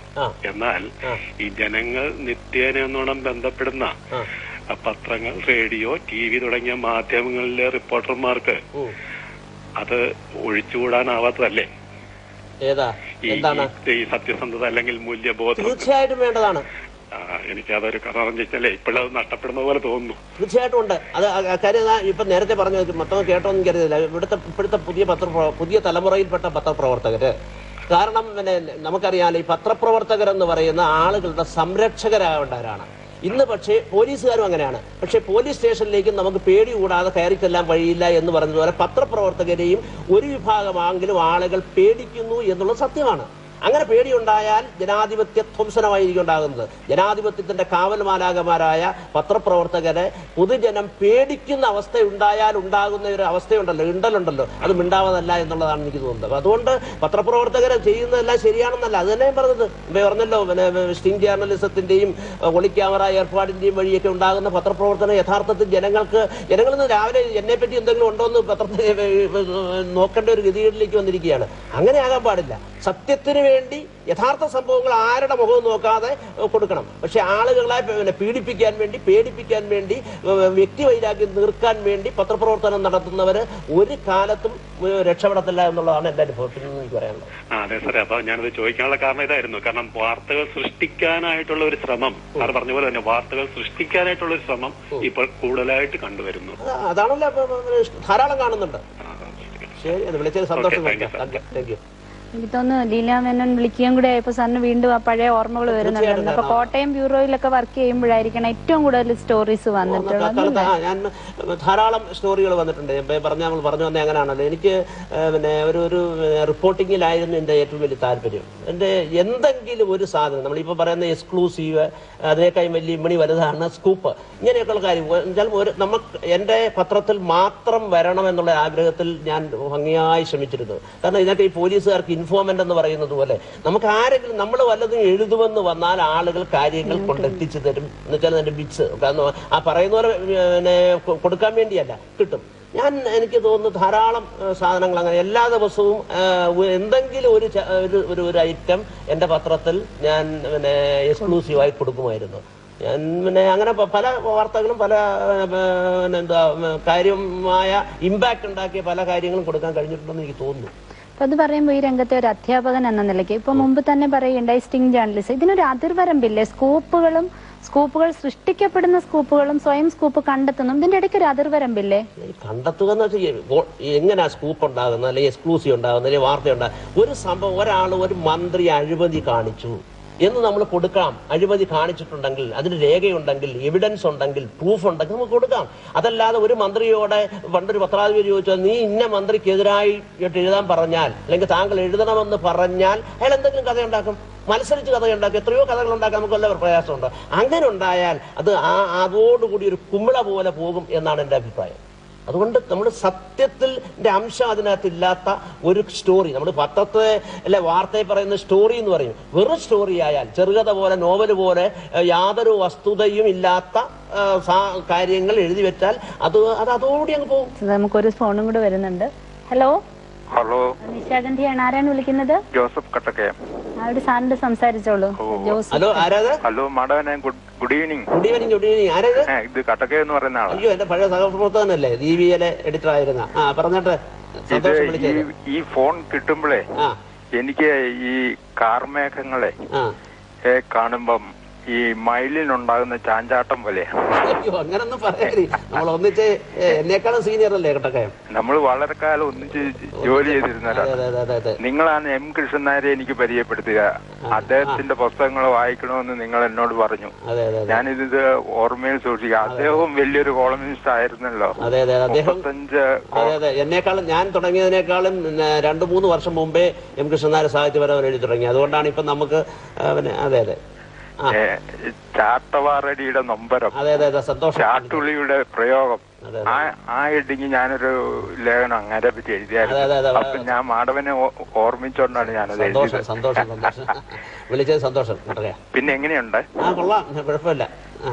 ഞാൻ ഇപ്പോഴും വായിക്കുന്നുണ്ട്. പി ഭാസ്കരനെ പറ്റി അങ്ങ് എഴുതിയ ഒരു ലേഖനം ഞാൻ വായിച്ചു. സന്തോഷം, വിളിച്ചതിൽ സന്തോഷം. ടിവിയിൽ വരുമ്പോ പി ഭാസ്കരൻ, അതെ, നമ്മുടെ സഹപ്രവർത്തകനായിരുന്നല്ലോ പി ഭാസ്കരൻ. അദ്ദേഹത്തെ പറ്റി എഴുതിയ ഒരു ലേഖനം ഞാൻ വായിച്ചായിരുന്നു. ഒരു ലേഖനം എഴുതിയായിരുന്നു. അപ്പൊ അങ്ങേരെ താമസമെന്തേ വരുവാൻ എന്നുള്ള ഒരു കവിത എഴുതിയായിരുന്നല്ലോ. യേശുദാസാണല്ലോ അത് ആലപിച്ചത്. വളരെ സാഗര ഭൂഖണ്ഡങ്ങളും വിട്ട് ഭൂഖണ്ഡങ്ങളിലേക്ക് ഒഴുകിപ്പരക്കുന്ന ആ ഗാനം ഓരോ മലയാളിയും ചുണ്ടിൽ മൂളുന്ന ഒരു ഈണമല്ലേ ആ പാട്ടിനുള്ളത്? തീർച്ചയായിട്ടും. പിന്നെ എങ്ങനെയാണ് ഇപ്പൊ എങ്ങനെയാണ്? സന്തോഷമായിട്ട് പോകുന്നു. എന്തായാലും വിളിച്ച പഴയകാല സുഹൃത്ത്, എത്രയോ വർഷം മുമ്പ്, 36 വർഷം മുമ്പ് ഉണ്ടായല്ലേ, സന്തോഷം. അന്നേ ഞാൻ ഓർക്കുന്നുണ്ട് മാഡവനെ. ഉച്ചയായി തണലിലാഞ്ഞു പുസ്തകം വച്ചു മല്ലികയറുത്തിരുന്നതും മെച്ചമാർന്ന ചെറുമാല കെട്ടിയൻ കൊച്ചുവാർ മുടിയിലങ്ങണിഞ്ഞതും. സന്തോഷം. മാഡവന് ഇത് എഴുതുമ്പോ പഴയ ഓർമ്മകൾ പുറകോട്ട് വായിയാണ്. സാറിന്റെ എല്ലാ സഹപ്രവർത്തകർക്കും എനിക്ക് തോന്നുന്നു കൂടുതൽ പഴയ ഓർമ്മകൾ. എത്ര 36 വർഷം മുമ്പ് ഉള്ളവരൊക്കെ ഇപ്പൊ വിളിക്കുമ്പോ നമ്മൾ സംസാരിച്ചുകൊണ്ടിരുന്നത് നമ്മൾ പത്രപ്രവർത്തനത്തില് സ്കൂപ്പുകൾ ഇപ്പൊ തന്നെ പത്രപ്രവർത്തകർ സ്വയം ഒരു റിസ്ട്രെയിന്റ്, ഒരു കുറച്ച് സംയമനം പാലിക്കണം എന്ന് പലയിടങ്ങളിൽ നിന്ന് നിർദ്ദേശം വരുമ്പോൾ 2 തരത്തിലുള്ള വാദങ്ങളും വരുന്നുണ്ട്. പത്രപ്രവർത്തകരെ അങ്ങനെ സംയമനം വെളിയിൽ നിന്ന് പഠിപ്പിക്കേണ്ടതുണ്ടോ എന്നും, ചില സാഹചര്യങ്ങളിൽ രാഷ്ട്ര താല്പര്യങ്ങൾ അല്ലെങ്കിൽ പ്രശ്നങ്ങൾ ഉണ്ടാകാതിരിക്കാൻ വേണ്ടി സംയമനം വേണം എന്നുള്ളതും. എന്താണ് അഭിപ്രായം? സംയമനം തീർച്ചയായിട്ടും വേണം. നമുക്കിപ്പം സംയമനത്തിന്റെ, നമുക്ക് എല്ലാം പറയുമല്ലോ, ഫ്രീഡം ഓഫ് പ്രസ്, പത്രസ്വാതന്ത്ര്യം. എനിക്ക് തോന്നുന്നു കേരളത്തിൽ, പ്രത്യേകിച്ച് നമ്മൾ മറ്റു കാര്യങ്ങൾ, കേരളത്തിലെ പത്രസ്വാതന്ത്ര്യം, നമുക്ക് അങ്ങനെ ഫ്രീ പ്രസ് എന്ന് പറഞ്ഞ സാധനം കേരളത്തിലില്ല. നമുക്ക് എന്ത് വിഷയം വന്നാലും ഇത് മതി, ഇവിടം വരെ മതി, ഇതിനപ്പുറം പാടില്ല. അങ്ങനെ പോയാൽ അപകടം ഉണ്ടാകും. ഞാൻ ഒറ്റ സംഭവം പറയാം. ഇപ്പം തന്നെ നമ്മുടെ മുല്ലപ്പെരിയാർ ഏറ്റവും കത്തി നിൽക്കുന്ന വിഷയമാണ്. മുല്ലപ്പെരിയാർ പ്രശ്നത്തെപ്പറ്റി കേരളത്തിലെ പത്രങ്ങൾ കാര്യമായി അങ്ങോട്ട് തമിഴ്നാടിനെ അടിച്ചൊതുക്കിക്കൊണ്ടുള്ള ഒരു വാർത്തയും കൊടുക്കുന്നില്ല. എന്താ കൊടുക്കാത്തത്? കൊടുത്താൽ അവിടുത്തെ വഴിയൊന്ന് തടഞ്ഞാൽ കറിവേപ്പില പോലും തമിഴ്നാട്ടിൽ നിന്ന് വരുന്നില്ല, അരി വരുന്നില്ല. നമുക്ക് ഒരു കോളും കൂടി വരുന്നുണ്ട്. Hello hello, doctor Thollur Sasidharan. നിശാഗന്ധിയാണ്. സാറിനോട് സംസാരിച്ചോളൂ. ഹലോ, മാടൻ സാറാണോ? അതെ, ആരായത്? തോളൂർ ശശിധരൻ. അയ്യോ, കൊള്ളാം, സന്തോഷം. എവിടുന്നാ വിളിക്കുന്നത്? തൃശ്ശൂരിന്നാണ് വിളിക്കുന്നത്. എന്തുണ്ട്? ഞാനേ ഒരു കാര്യം ഓർത്തു പോവുകയായിരുന്നു. അതായത് അങ്ങ് പലരെ പറ്റി എഴുതിയിട്ടുണ്ടല്ലോ. അതെ, അങ്ങയെ പറ്റി തൃശ്ശൂർ എക്സ്പ്രസിൽ എഴുതിയ ഒരു തോളൂർ ശശിധരൻ ഓർക്കുന്നുണ്ടെന്നോ? പിന്നെ അവിടുത്തെ അതിന്റെ പത്രാധിപരായിരുന്നു, നാട്ടിക കോളേജിലെ പ്രിൻസിപ്പൽ ആയിരുന്നു, എല്ലാം എനിക്കറിയാം. അരപ്പേജ് ആദ്യം എഴുതിയതാണ് കോളത്തെ പറ്റി. വളരെ സന്തോഷം. അതൊക്കെ ഓർത്തിപ്പോ വിളിക്കുന്നല്ലോ, സന്തോഷം. വളരെ വളരെ അഭിനന്ദനമായ രീതിയിൽ സംസാരിച്ചുകൊണ്ടിരിക്കുന്ന അങ്ങയെ ഞാൻ അഭിവാദ്യം ചെയ്യുന്നു. സന്തോഷം. മാത്രമല്ല ഒരു ചോദ്യം കൂടി ചോദിക്കാൻ ആഗ്രഹിക്കുന്നു. ഒരു പത്രപ്രവർത്തകനായ മാധവനെയാണോ അങ്ങേക്ക് ഇഷ്ടം, അതോ പ്രൊഫസറായ മാധവനെയാണോ അങ്ങേക്ക് ഇഷ്ടം? ഇത് മോളോടാണോ മോനോടാണോ സന്തോഷം? രണ്ട് കണ്ണ്, ഇടത്തേ കണ്ണാണോ വലത്തേ കണ്ണാണോ എന്ന് ചോദിക്കുന്നത്. രണ്ടിന്റേതായ ഗുണമുണ്ട്, രണ്ടിന്റേതായ ദോഷമുണ്ട്. പത്രപ്രവർത്തകൻ തന്നെയാണ്. അല്ല, ഞാൻ പത്രപ്രവർത്തകനായ അധ്യാപകൻ എന്നാണ്. പത്രപ്രവർത്തനാണ് ഇപ്പോഴും പഠിപ്പിക്കുന്നത്. ഏതായാലും നല്ല രണ്ട് രംഗങ്ങളിൽ ഒരുപോലെ വിജയിക്കാൻ കഴിഞ്ഞാൽ സന്തോഷമുണ്ട്. അങ്ങയുടെ സുഹൃത്താണെന്ന് പറയാൻ എനിക്കും അഭിമാനം. അങ്ങനെയൊക്കെ പറയാൻ സന്തോഷം. ശശി, നമ്മളിപ്പോ സംയമനത്തിനെ കുറിച്ച് പറഞ്ഞപ്പോൾ സാറിന്റെ തന്നെ അനുഭവത്തിൽ പലപ്പോഴും സംയമനം കൂടിയിട്ട് ചില പ്രശ്നങ്ങൾ ഉണ്ടായിട്ടുള്ളതായിട്ടും കേട്ടിട്ടുണ്ട്. ചില അവസരങ്ങൾ നഷ്ടമായിരുന്നു. ഇപ്പൊ പഠിപ്പിക്കുമ്പോൾ തന്നെ പറയാറുണ്ട്, ഒരു പത്രപ്രവർത്തകന് അങ്ങനെ പേഴ്സണൽ ആയിട്ടുള്ള കൂടുതൽ ദുഃഖങ്ങള് അങ്ങനത്തെ ഒന്നും പാടില്ല, അതിനോടൊരു പ്രത്യേക മമതയോ ഒന്നും പാടില്ല എന്ന് പറയാറുണ്ട്. അതിനെ കുറിച്ചൊന്ന്. ഇതൊരു വളരെ ഒരു സ്ഥായിയായ ഒരു നിർദ്ദേശമാണ്. കാരണം നമുക്ക് ആരുടെ അറ്റാച്ച്മെന്റ് ഉണ്ടാകാൻ പാടില്ല എന്നാണ്. കാരണം പോലീസുകാരൻ ചെന്ന് മൃതദേഹം അളക്കുകയും മുറിക്കുകയും കെട്ടുകയും എത്ര നീളം എത്ര വീതി എഴുതുന്ന സന്തോഷത്തിലാണ്. അയാളുടെ ജോലിയുടെ ഭാഗമാണ്. പത്രപ്രവർത്തകരും ഇപ്പം ഏത് ലാത്തൂറായാലും അല്ലെങ്കിൽ വിമാനാപകടമായാലും ട്രെയിൻ അപകടമായാലും അവിടെ പോയി അവിടുത്തെ ദുഃഖങ്ങൾ ഇങ്ങനെ ആളുകൾ മരിക്കുന്ന ആ ഭാഗങ്ങളൊക്കെ കാണുന്ന സന്തോഷത്തിലാണ്. തീർച്ചയായും വികാരം ഉണ്ടാവും, മനുഷ്യ സഹജമാണ്. പക്ഷെ നമ്മൾ ഒന്നിലൂടെ ഒരു അറ്റാച്ച്മെന്റ്, ഡിറ്റാച്ച്ഡ് അറ്റാച്ച്മെന്റ് ആയിരിക്കണമെന്ന് എന്റെ അഭിപ്രായം. എന്റെ ഒരു അനുഭവം ഞാൻ പറയാം, ഇവ ചോദിച്ചുകൊണ്ട് പറയാം. സത്യത്തിൽ എന്റെ പത്രപ്രവർത്തന ജീവിതത്തിലെ ഏറ്റവും വലിയ ലജ്ജാകരമായ. സാർ, അത് നമുക്കൊരു ഫോൺ ഉണ്ട്. ഹലോ ഹലോ ഹലോ നിശാഗന്ധിയാണ്. ആരാണ് വിളിക്കുന്നത്? ഞാൻ ജോസഫ്, മുംബൈയിൽ നിന്ന്. സാറുണ്ട്, സംസാരിച്ചോളൂ. Hello sir. ഹലോ. താങ്കളുടെ ഏതാണ്ട് 10-27 വർഷം മുമ്പ് വായിച്ച ഒരു ലേഖനമാണ് എന്നെ ഇപ്പം വിളിക്കാൻ ഓർമ്മിപ്പിച്ചത്. ആരാ പറഞ്ഞ പേരെന്ന് പറഞ്ഞാട്ട്? ഞാൻ ജോസഫ്. എവിടുന്നാ വിളിക്കുന്നത്? മുംബൈയിൽ നിന്ന്. മുംബൈയിൽ നിന്ന്. അതായത് മംഗളമാരിയിൽ തിരക്കിനിടയിൽ നിന്നൊരു പങ്ക്തി കൈകാര്യം ചെയ്യുന്ന കാലം ഓർമ്മയുണ്ടോ? ഓർമ്മയുണ്ടോ? അതില് ഞാൻ ചിരിച്ചു ദൈവവും എന്ന് പറഞ്ഞിട്ട് ഒരു ലേഖനം ഉണ്ടായിരുന്നു. ശ്രീമാൻ ബാലകൃഷ്ണപിള്ള ട്രാൻസ്പോർട്ട് മന്ത്രിയായിരുന്നു ചാർജ് എടുത്തപ്പോൾ ആരോ വണ്ടിയിലിരുന്ന് താങ്കൾ സത്യപ്രതിജ്ഞ കഴിഞ്ഞ് കോട്ടയത്തേക്ക് വരുന്ന വഴി പറഞ്ഞു, ബാലകൃഷ്ണപിള്ള എന്തുകൊണ്ടും യോഗ്യനാണ്, കാര്യം അയാള് ട്രാൻസ്പോർട്ടിലെ ഡ്രൈവറായിരുന്നോ മറ്റോ പറഞ്ഞു. അപ്പോൾ താങ്കൾ പറഞ്ഞു നിങ്ങൾ എങ്ങനെ അറിയുമെന്ന് ചോദിച്ചപ്പോഴ് അത് അദ്ദേഹം എന്റെ ഒരു ബന്ധുവാണെന്ന് പറഞ്ഞു. അപ്പോഴേ ഈ പറഞ്ഞ ആള് ചെങ്ങന്നൂർ ഇറങ്ങിപ്പോയതായിട്ടും പറഞ്ഞൊരു എനിക്ക് വളരെ ഇന്ന് ഓർമ്മിപ്പിക്കുന്നത്. കണ്ടപ്പോ ഉടനെ വിളിച്ചതാണ്. കോട്ടയത്തേക്ക് ഇറങ്ങേണ്ട ആള് ചെങ്ങന്നൂർ വെച്ചേ. അല്ല, അത് ആളുകൾ അങ്ങനെയാണല്ലോ, ആളുകളെ ഇങ്ങനെ ആക്ഷേപിക്കാൻ വേണ്ടിയും കളിയാക്കാൻ വേണ്ടിയും അറിയാമെന്നുള്ള ഭാവത്തിൽ പറയുന്നതിന്റെ ഒരു ഉദാഹരണമായിരുന്നു. ഞാനത് ആ കോളത്തിൽ എഴുതി ഓർക്കുന്നുണ്ട്. ഞാൻ ചിരിച്ചു ദൈവവും. സന്തോഷം വിളിച്ചത് ഇന്ന് ഓർമ്മയിലുണ്ട്. 25 വർഷം മുമ്പൊക്കെ ഓർക്കുമെന്ന് വെച്ചാൽ എനിക്ക് സന്തോഷം. വളരെ അവാർഡ് പോലല്ലേ 25 വർഷം മുമ്പ് ഞാൻ എഴുതിയ ഒരു ലേഖനത്തിൽ നിന്നുള്ള ഒരു കഥ എടുത്ത് പറയാൻ കഴിയുന്നു എന്നൊക്കെ പറഞ്ഞാൽ വളരെ സന്തോഷം. അതിൽ എഴുതിയ എനിക്ക് ഞാൻ പത്രപ്രവർത്തനത്തിലെ ഒരു സന്തോഷം, ഞാൻ പറഞ്ഞില്ലേ, ഒരു അവാർഡ് പോലെ എനിക്ക് തോന്നുന്നു. വളരെ കാരണം താങ്കൾ പറഞ്ഞിരുന്നു രാഷ്ട്രീയത്തിലെ രാഷ്ട്രീയ പ്രതിയോഗികൾ പോലും ഉപയോഗിക്കാത്ത വാക്കുകൾ. കാര്യം സമ്പത്തിന്റെ മണിത്തൊട്ടിൽ പറന്നു വീണ ആളാണ് ബാലകൃഷ്ണപിള്ള എന്ന് അതിനകത്ത് പറഞ്ഞിരുന്നത്. അതാണല്ലോ. ശരി, സന്തോഷം വിളിച്ചത് സന്തോഷം. നമ്മളൊരു സന്നദ്ധ അനുഭവത്തെ കുറിച്ച് അനുഭവത്തിൽ ഞാൻ പറഞ്ഞത്, ഞാൻ അങ്ങനെ ആരോടെയും പ്രത്യേക താല്പര്യം കാണിക്കാൻ, മമതയോ പ്രീതിയോ കാണിക്കാൻ, മമതയല്ല, ഒരു അറ്റാച്ച്മെന്റ് കാണിക്കരുത് എന്നുള്ളതിന്റെ ഒരു തെളിവ്. ഞാൻ കൊല്ലം ഫാത്തിമ കോളേജിലാണ് പഠിച്ചത്. എസ്.എൻ. കോളേജിലും പഠിച്ചു. ഫാത്തിമ കോളേജ് പഠിച്ചതിന് ശേഷം പത്രപ്രവർത്തനത്തിന് വന്ന് ഞാൻ തിരുവനന്തപുരത്ത്, ഞാൻ പറഞ്ഞല്ലോ, GBA ബ്യൂറോയിലായിരുന്ന സമയത്ത് അവിടെ എല്ലാ ദിവസവും വരുന്ന ഒരു സന്ദർശനം ഉണ്ടായിരുന്നു വൈകുന്നേരം. കാരണം ഞാൻ പറഞ്ഞ നേരത്തെ ഉണ്ടായിരുന്ന KC സുഭാഷിന്റെ ഫ്രണ്ടായ, പിൽക്കാലത്ത് എന്റെയും ഫ്രണ്ടായ G. വിവേകാനന്ദൻ, പബ്ലിക് റിലേഷൻ ഡയറക്ടർ ആയിരുന്നു, കള്ളിച്ചെല്ലമ്മയുടെ ഒക്കെ എടുത്ത്. ആ ഓഫീസിൽ നിന്ന് വീട്ടിലേക്ക് വൈകുന്നേരം പോകുമ്പോൾ 5 മിനിറ്റെങ്കിലും അവിടെ കയറി ഒന്ന് കുശലം പറഞ്ഞിട്ടേ പോകുമായിരുന്നു. അങ്ങനെ ഇരുന്ന ദിവസം ഒരാഴ്ച അദ്ദേഹത്തെ കണ്ടില്ല. ഞങ്ങളൊക്കെ അന്ന് വിളിക്കുന്ന അണ്ണൻ എന്നാണ് വിളിച്ചുകൊണ്ടിരുന്നത്. വന്നപ്പോൾ ചോദിച്ചാൽ അണ്ണൻ കണ്ടിട്ട് കുറച്ച് ദിവസം ആയല്ലോ കണ്ടിട്ടെന്ന് പറഞ്ഞു. അല്ല, ഒരു സംഭവം ഉണ്ടായി. നമ്മുടെ രാധയുണ്ടല്ലോ, രാധയ്ക്കൊരു ഓപ്പറേഷൻ, ഒരാണായി മാറി. രാധ എന്ന് പറഞ്ഞാൽ ഗീതയൊന്നും ഓർക്കുന്നുണ്ടായിരിക്കില്ല. ഞങ്ങളൊക്കെ പഠിക്കുന്ന, അല്ല, ഞങ്ങളുടെയൊക്കെ ചെറുപ്പകാലത്ത് ഫാത്തിമ കോളേജ് പഠിച്ചെന്ന് പറഞ്ഞു, ഈ ഓട്ടത്തില് ഉച്ചയ്ക്ക് മുമ്പ് ഏറ്റവും വലിയ ശ്രദ്ധേയായ ഒരു പെൺകുട്ടിയായിരുന്നു. ആ പത്രത്തിലെ തലക്കെട്ട് ഞാൻ ഇപ്പോഴും ഓർക്കുന്നുണ്ട്. കറുത്തിരുണ്ട രാധയുടെ കനകക്കൊയ്ത്തെന്നൊക്കെയാണ് പത്രങ്ങളിൽ എഴുതിയിരുന്നത്. അങ്ങനെയുള്ള രാധ ആണായി മാറുന്നു എന്നുള്ള വാർത്ത ആദ്യം, അല്ലെ വാർത്തയായിട്ടല്ല, ആ വിവരം അവിടെ എനിക്ക് പറഞ്ഞു തന്നത് G. വിവേകാനന്ദനാണ്. കാരണം അദ്ദേഹം ആശുപത്രി, ആർക്ക് പരിചയമുള്ള ആർക്ക് എന്തെങ്കിലും അസുഖം ഉണ്ടെങ്കിൽ ഉടനെ ആശുപത്രി പോകും. അപ്പൊ ഇവിടെ വരാതെ സ്ഥിരം ആശുപത്രി പോയതുകൊണ്ടാണ് ഞാൻ കാണാതിരുന്നത്. അപ്പൊ അതെനിക്ക് വല്ലാതെ വിഷമമായി പോയി. കാരണം ഞാൻ പഠിച്ച കോളേജിലെ ഒരു വിദ്യാർത്ഥിനി. അത് കോളേജിന് നാണക്കേടാണ്, പിന്നെ കടക്കൽക്കാരിയാണ്, എന്റെ ജില്ലപ്പെട്ടയാണ്, അതിന്റെ നാണക്കേട് എല്ലാം കൂടെ ഒരു വിഷമം എനിക്കന്നുണ്ടായി. പിറ്റേന്ന് രാവിലെ പതുപോലെ സെക്രട്ടേറിയറ്റിലേക്ക്, തിരുവനന്തപുരം സെക്രട്ടേറിയറ്റിൽ ഞാൻ പത്രക്കാർക്ക് ഒരു മുറിയുണ്ടല്ലോ, പ്രസ് റൂമിൽ ചെന്നു. അന്ന് ഡൾ ഡേ ആയിരുന്നു, ഒന്നും വാർത്തയൊന്നുമില്ല. അതിൽ നിന്നപ്പോഴത്തേക്ക് കേരളത്തിലെ ഒരു പ്രമുഖ പത്രപ്രവർത്തകരുടെ സുഹൃത്തും ഞാനും കൂടെ തൊട്ടടുത്തുള്ള അതിന് എതിർവശത്തുള്ള ഹോട്ടലിൽ പോയി കാപ്പ് കുടിച്ചു. കാപ്പ് കുടിച്ചുകൊണ്ടിരുന്ന കൂട്ടത്തിൽ ഞാൻ പറഞ്ഞു, വലിയൊരു സംഭവം ഉണ്ടായി, കഷ്ടമായി പോയി. ഇങ്ങനെ രാധ പിന്നെ ആണായി മാറി, ഓപ്പറേഷൻ നടത്തി ആണായി മാറി, അതിന്റെ വിഷമത്തിലാണെന്ന് പറഞ്ഞു. ഞങ്ങൾ കാപ്പ് കുടിച്ചുകൊണ്ടിരുന്നു. ആ ആള് ഇറങ്ങി അങ്ങ് പോയി. ഞങ്ങൾ എൻ്റെ ഓഫീസിലേക്ക് പോയി, മറ്റേ ആൾ അദ്ദേഹത്തിന്റെ ഓഫീസിലേക്ക് പോയി. ഞാനങ്ങ് പോയി, രാത്രി കിടന്നുറങ്ങി. പിറ്റേന്ന് രാവിലെ എണീറ്റു, ആ പത്രം എടുത്തു, അദ്ദേഹത്തിന്റെ ആ ലേഖകന്റെ റിപ്പോർട്ടർ പത്രം എടുത്തു നോക്കിയപ്പോൾ 1-ാം പേജിൽ വാർത്ത എന്താ അറിയാം, രാധാകൃഷ്ണനായി രാധയുടെ ഫോട്ടോ വെച്ച് വന്നിരിക്കുന്നു. ഞാൻ എന്തുകൊണ്ട് കൊടുത്തില്ല? എനിക്ക് വാർത്തയൊന്നും ചിന്തിക്കാൻ പോലും കഴിഞ്ഞില്ല. എന്റെ കോളേജിന് ആക്ഷേപം ഉണ്ടാകും അല്ലെങ്കിൽ നാണക്കേടുണ്ടാകും എന്നുള്ള ചിന്തയുടെ ഫലമായി ഞാനത് വാർത്തയാണെന്ന് പോലും ചിന്തിച്ചില്ല, അല്ലെങ്കിൽ വാർത്തയാണെന്ന് അറിഞ്ഞെങ്കിൽ ഞാൻ കൊടുത്തില്ല. അത് ഒരുപക്ഷെ എന്റെ പത്രപ്രവർത്തന ജീവിതത്തിലെ ഏറ്റവും വലിയ കറുത്ത പാടായി എനിക്ക് ഇന്നും ലജ്ജാ വിവശമായ മനസ്സോട് മാത്രമേ എനിക്ക് നോക്കാൻ കഴിയൂ. അങ്ങനെ ഒരിക്കലും ചെയ്യാൻ പാടില്ല. നമുക്ക് അറിയുന്ന കാര്യങ്ങൾ കൊടുക്കുക എന്നുള്ളതാണ് അതിന്റെ ഒരു നാണക്കേടായി പോലും ഞാൻ നോക്കുകയാണ്. പലരും ഇത്രയേറെ മുൻ വരുമ്പോഴത്തേക്ക് പലപ്പോഴും ഇത്തരം കറുത്ത പാടുകൾ ഓർമ്മിക്കാറുണ്ട്. അനുഭവമാണല്ലോ സാക്ഷി, അല്ല അനുഭവമാണല്ലോ ഗുരു. നമ്മുടെ പാളിച്ചകളിൽ നിന്ന് അത് തിരുത്തി മുന്നോട്ട് പോകാനുള്ള ഒരു ആവേശം ഉണ്ടാകണം. അതാണ് ഒരു സത്യസന്ധത. നമുക്കൊരു ഫോണും കൂടി ഉണ്ട്. ഹലോ ഹലോ ഹലോ, നിശാഗന്ധിയാണ്. ആരാണ് വിളിക്കുന്നത്? Ratnakaran, Kozhikode medical college. Madam സാറുണ്ട്, സംസാരിച്ചോളൂ. Good evening sir. Good evening. Good evening. ആരാന്നാ പറഞ്ഞത്? രത്നാകരൻ, കാലിക്കറ്റിന് ഒരു മെഡിക്കൽ കോളേജിൽ താമസിക്കുന്ന ഒരാളാണ്.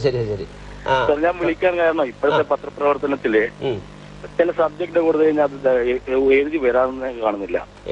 എന്താ വെച്ചാൽ ജനങ്ങൾക്ക് ഉപകാരപ്രദമായ ചില സബ്ജക്ട് കൊടുത്തു കഴിഞ്ഞാൽ അത് വരുന്നതേ ഇല്ല.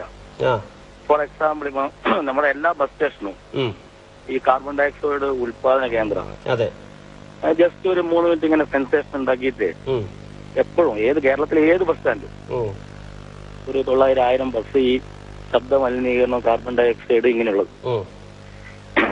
അതുപോലെ തന്നെ നമ്മളെ ഈ ടീനേജ് സ്കൂൾ കുട്ടികളുണ്ടല്ലോ, ഒരു ബൈക്കിൽ 3 പേര്. എത്രയോ സ്കൂളിന്റെ മുന്നിലും കോളേജിന്റെ മുന്നിലും കാണാം ഇപ്പോഴത്തെ. ഇതൊക്കെയാണല്ലോ, ഇതൊക്കെ കൊടുക്കുന്നില്ലെന്ന് പറയാൻ പറ്റത്തില്ല.